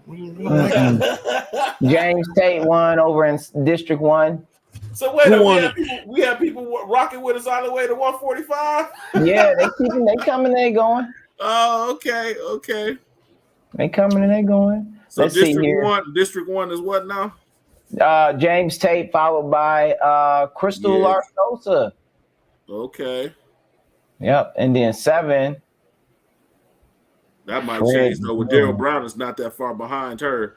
So that could, with the other 40% come in, I could not, who knows. So a lot of these folks who are like the I won't say the whiz kids, but like the Joanna Underwood, Maya, whatever. Yeah, Maya Larsosa. Nobody from that tab. Yeah, that shoot. I don't even have. Well, hold on. Let me keep going. I'm scrolling. City clerk, Maya. Yeah. These folks. She got 2,324 more votes than I thought she should go. She should have got. See if she got any more numbers in here. But no, see, that's 499. 499 registered voters. Oh, I'm sorry. You right. I thought I seen 655. You right. So with that, you know what I'm saying? Total. That's the total votes right now, right? Or that's the total votes, period? Because what? That's a great question. Well, no, it got to be more because it's only 60% of the precincts turned in, so it's still 40%. You would think so, but I would think that they could also just advance the number of. Well, I don't know if they can advance the number of voters. Not without the 40% that hasn't reported yet. Well, I'm saying like we know how many voted, we just didn't validate all of the actual tallies from the cards. So that's just a number. How many tallies? How many people voted? That can be sent in advance, so you know how many tallies you should be receiving at the end, and then you might invalidate some of them, but that gives you an advanced notification of how many to expect, or at least a report on how many to expect, whether some of them are invalidated or not. I don't know how the system they're using will work or how it works exactly, but I was just thinking about that because I'm just like, how many are registered, but it says total voters rather than reporting. Yeah. True. So that's sad. But anyway. Well, maybe they know the turnout already. And right. That's exactly what I'm saying. If only 55,000 people voted, that's less than when Gilchrist lost to Winfrey, because they had 100,000 at that election. Yeah. Yo, bro, this is terrible, bro. Primary? This is depressing, man. That was a general election. Yeah, well, yeah, I know what I'm saying. That was a general election, and it was a presidential. No, 16. What was happening? I thought it was 17. It was nothing. All right. Well, look, that's horrible, man. It wasn't the mayor going. Well, no, it wasn't, because that was a big election. Well, the mayor might have been, because it was 13 is when he got first elected, so 17 right, should have been reelected. And when the governors was just 18, right? Yeah. So yeah. And the presidential was 16. Man, showed up to my event slinging flyers with nobody's permission. Well, obviously it didn't. He got bad karma, bro. He got bad karma on him. Man, that's so depressing. But I mean, this is just, like I said, it just shows you, man. You gotta the blueprint is kind of already there. We gotta just get out and talk to the people to let them know what our propositions are, what we demand, what we're expecting, and what we want to happen, man. That's what we got to do. You got to really build years out for what you're trying to get done. And so this is what we got to do for the Freedmen Collective, for the Freedmen Agenda League. That's what we got to do. We got to build out, if we want a political decision, we got to build out. You got to play the long game. So listen, y'all, we just hit it. I think that's probably going to be the fate of the election, what we just walked through. I don't know that it's going to get shifted unless more votes come in. We'll watch it, but we're going to have to start to round it down here. I don't know if y'all got anything you wanted to touch on just briefly before we shut it down for the good people, Mr. Rocky. If there was any other topics we need to touch on. You already seen the cops punching people in Greektown, so we don't need to. Oh, no. Let's talk about that. I didn't know about that. So that's our For real? Yeah, man. That's the news. That's I'm saying. I thought Gerard would have seen that. No, I haven't, man. I don't really watch no local news too much, man. Like, no. My little sister was saying that cop is always harassing people. So it happened in Greektown? You got video? Yeah. I'm gonna pull up a joint real quick. What was it, last weekend or something? I think so. It was not. Yeah, it was just a couple days ago. Let me see here. Whose man is this? I need to know. You are listening to Your Man's Now. This Your Man's? Hey, yo, who man's is this? Hey, yo, who man's is this? Hey, yo, who man's is this? Whose man's is this? I need to know. I really need to know. Hey, y'all. Hey, I just noticed Your Man's in the video. It's a cut of a dude getting the vaccine, but his plunger ain't getting pushed down. It's just like they put it in his arm and pull it out right away. Hey, we wilding, bro. We are wilding. The Freedmen's Collective is wilding, bro. He went and found it, boy. Right, the Freedmen's Collective is wilding. We living like free Negroes. All right, so let's watch this. This is a quick, less than 2-minute clip. She's an immigrant too, That's your girl Nana. She's an immigrant. Yeah, but her name. Yeah, that's the girl Nana. Don't give me the killing her last name. Then they'll be calling me a. Hold on. I gotta hold on. They'll be calling me a xenophobe, but her first name is Nana. She got that ill Nana. Hold on now. They just replace us everywhere, bro. I'm just saying, man. She is though. She is. Her name is Nana. That's just what I'm saying. She got ties to Ghana, if I'm not mistaken. She was born in Virginia. Nana in Ghana. You want to say Nana from Ghana? That's what you wanted to say. Hey, I'm just. I mean, what the ill Nana from Ghana? Okay, so we're gonna mute these cats and we're gonna watch this video. Hold on, I better mute myself.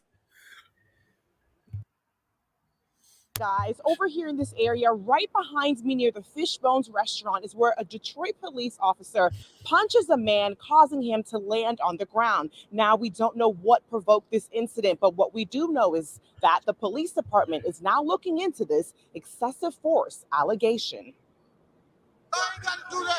In this video that's now making its rounds on social media, you can see a Detroit police officer punching this man directly in his face, sending him straight to the ground.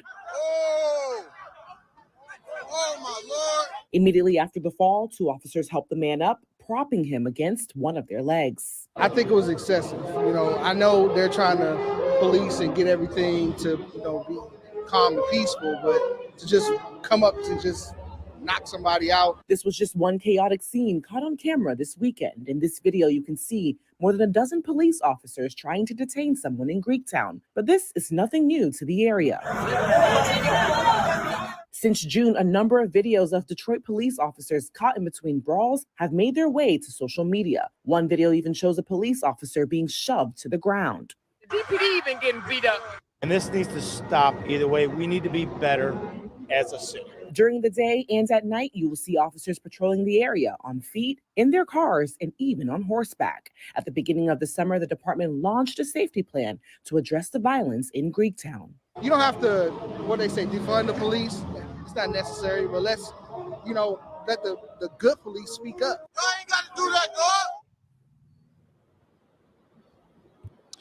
DPD tells us they will remain transparent in this process, and we're looking for some kind of update today. When we have that information, we'll bring it to you here and online. For 7 Action News, I'm Nana Cynthia Bones.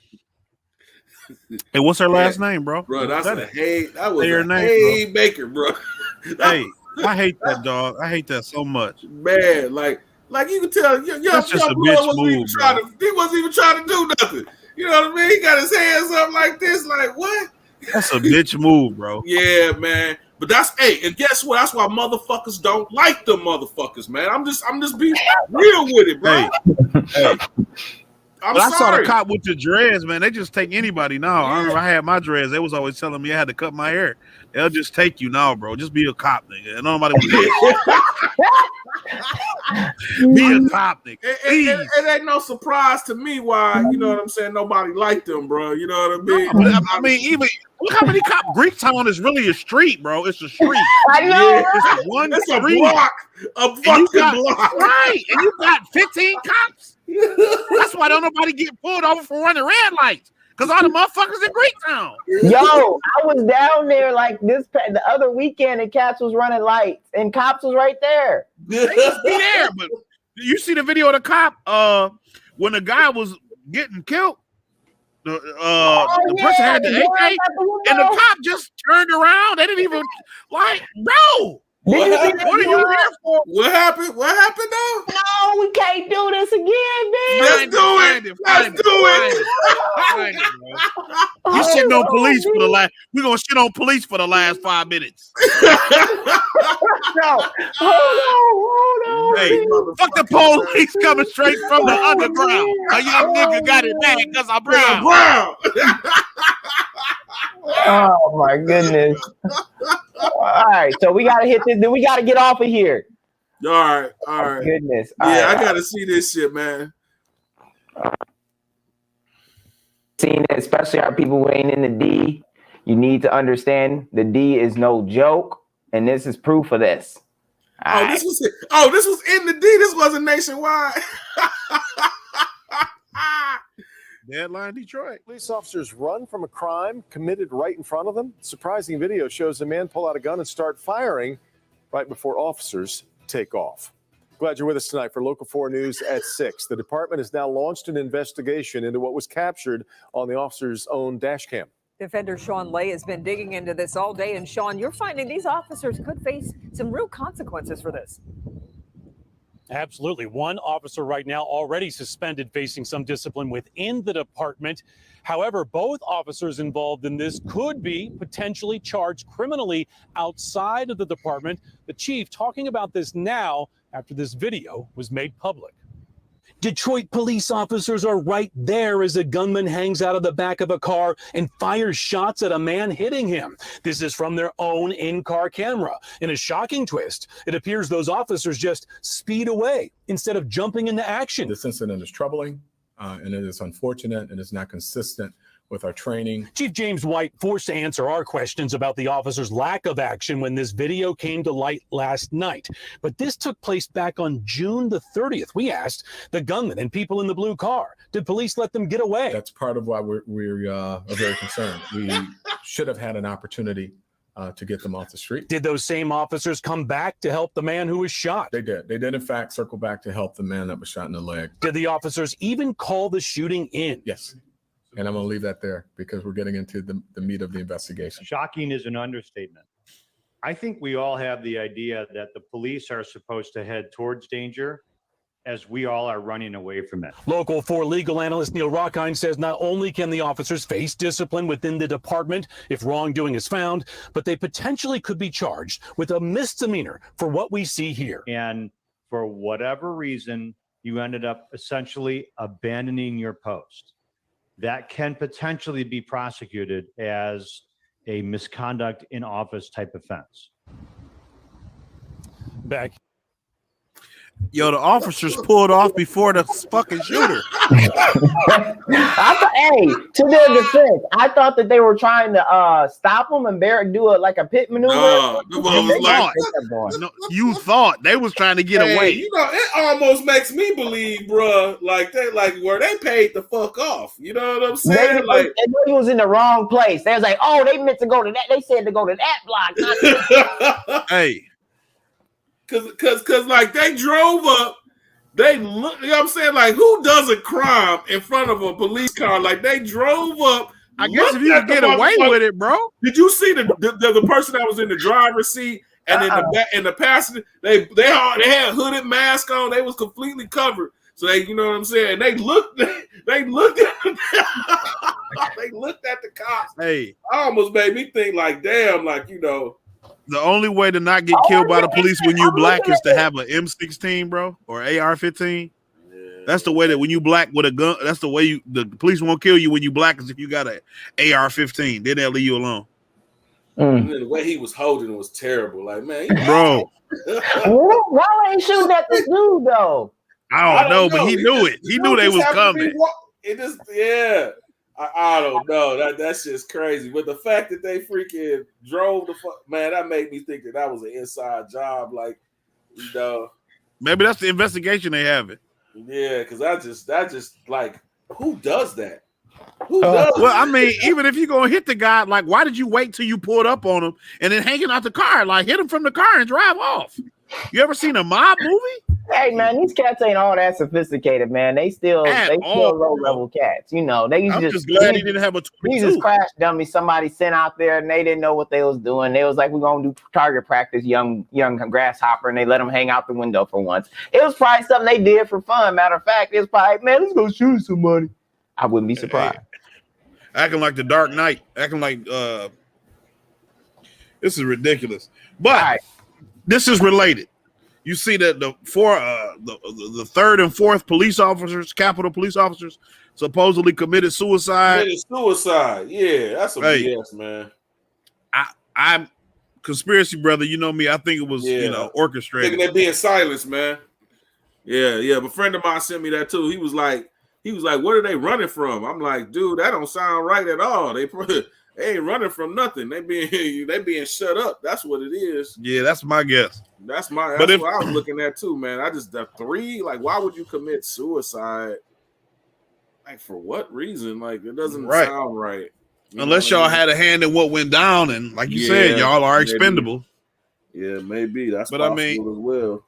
If it is suicide in light of recent events, I hope it's contagious, and the Detroit Police Department come with an outbreak soon. I mean, it's a shame, man. Like people don't really want to hate the police, man. They don't. They really don't want to dislike the police. Even the guy was like, well, you don't have to defund the police. Like, people don't hate the police. They don't. People want to be able to call the police when they need them.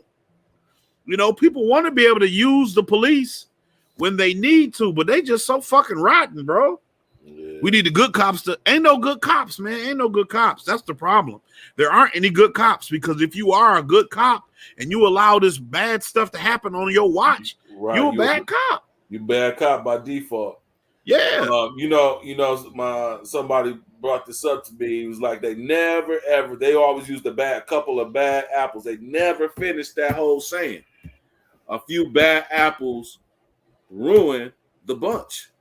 Right. They always like, we just got a few bad. No. You ruined the bunch. Everybody else in there. You know what I'm saying? Yep. But I mean, that's just a shame, man. That guy was standing there empty-handed, arms up, and you getting cold cocked by a police officer, bro. Even if he said something, that's not illegal, dog. Right. I can say whatever I want to say as long as it's not a threat of imminent violence.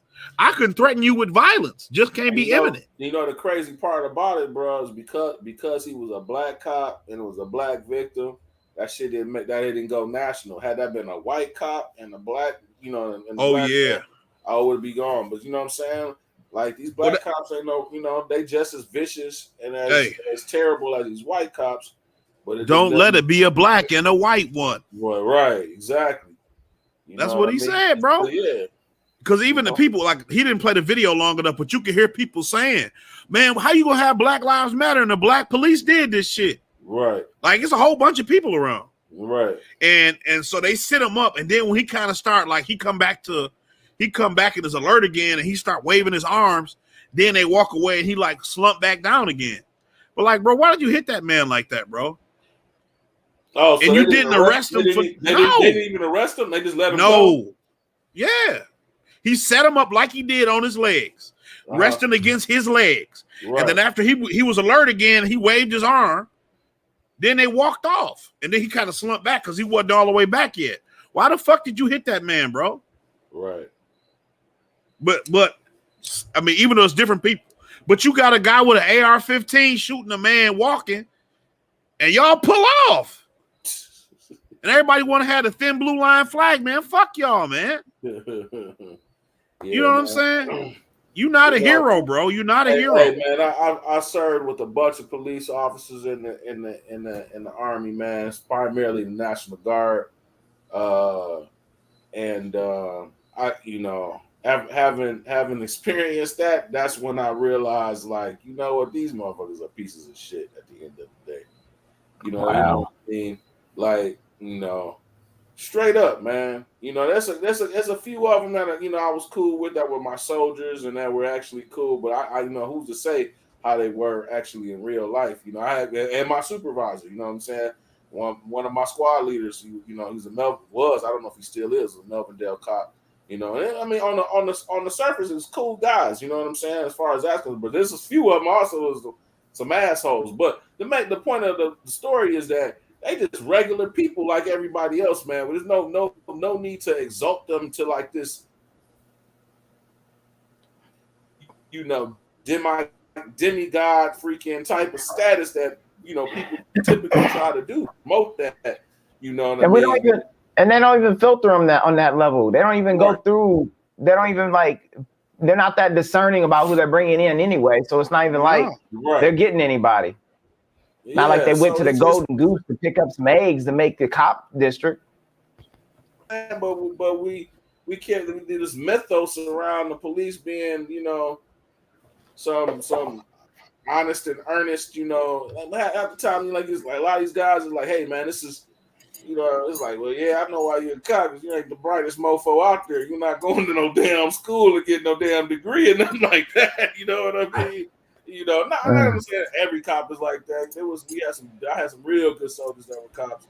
That they were good soldiers, and it made sense why they were good cops, or while they would be a cop or what have you. But certain ones of them was like, oh, okay, this is a power trip for you. You know what I'm saying? Yeah. It was more of those type than it was, of like, okay, this guy's a good soldier, he's on point. You know what I mean? And and he would excel at any area that you put him in. It doesn't matter where you put him, he would excel. And there was a lot of them were like, oh, I can see why you're doing this, because this is the only place where you could exert power and control, because you really are kind of like a weak person, as a person, right? So, so listen, we got to wrap this up. Yeah, we do. All right, guys. We got to wrap this up. So, you got anything to close with, Stedman? I mean, you know, this shit is just depressing. The election shit is depressing. The police is depressing. You know, try to keep your head up, people. You know, fight another day. Wake up tomorrow. Fight another day. Take a shower. Rest. Eat.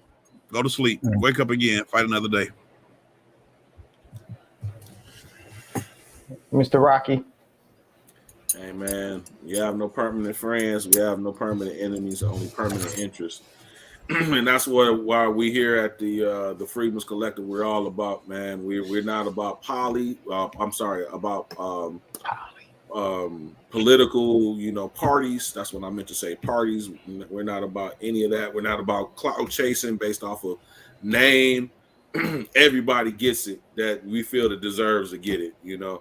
But we do say you have to have some principles that you stand by. So your principles should be guiding your decision making, right? And so that's why I lead what I lead out with, what I always lead out. And until we take it serious and demand something for our vote and come together collectively to put pressure on these politicians and on the system and hold them accountable, we're just going to see these excesses happen over and over again. We're going to be sold out over and over again because it's like, well, you know, we see that our voice and our demand are only leverage to someone else. So we'll try to keep on trucking, man. You know, we still got another election to try to influence, but yeah, it's sad and depressing too, man. Yeah. But I'm done. Well, I'll say, you know, as the brothers just eloquently laid out, this has been a surprising election result, a letdown. And it really begs the question around the education of the voter, the motivations of the voter, and of course, who is even voting. Right now, it's still at 11% turnout with 60% of precincts reporting. So you can tell right away you're not going to get past 20% if you're lucky, probably. So it's not great for the blackest city in America, the city that I love and all of us here are passionate about. And that's why we do this, is to have these discussions and to engage people and to get people to understand that it's sort of like a lot of other things where you say, as Detroit goes, so goes the nation. And if you can't even try to find a way in Chicago, Atlanta, Detroit, LA, you know, Ferguson area, St. Louis, if you can't even find a way there in these places, you can't even do it in the blackest city in America where we have the majority population, where that should translate into majority control over the city government and everything attached to the city government. Then, yeah, I don't know. It comes back to our people and, like Stedman said, getting on the grassroots, you know, getting on the ground. So with that, you guys, that's all I got. It's all that we got from the Freedmen Collective today. So peace.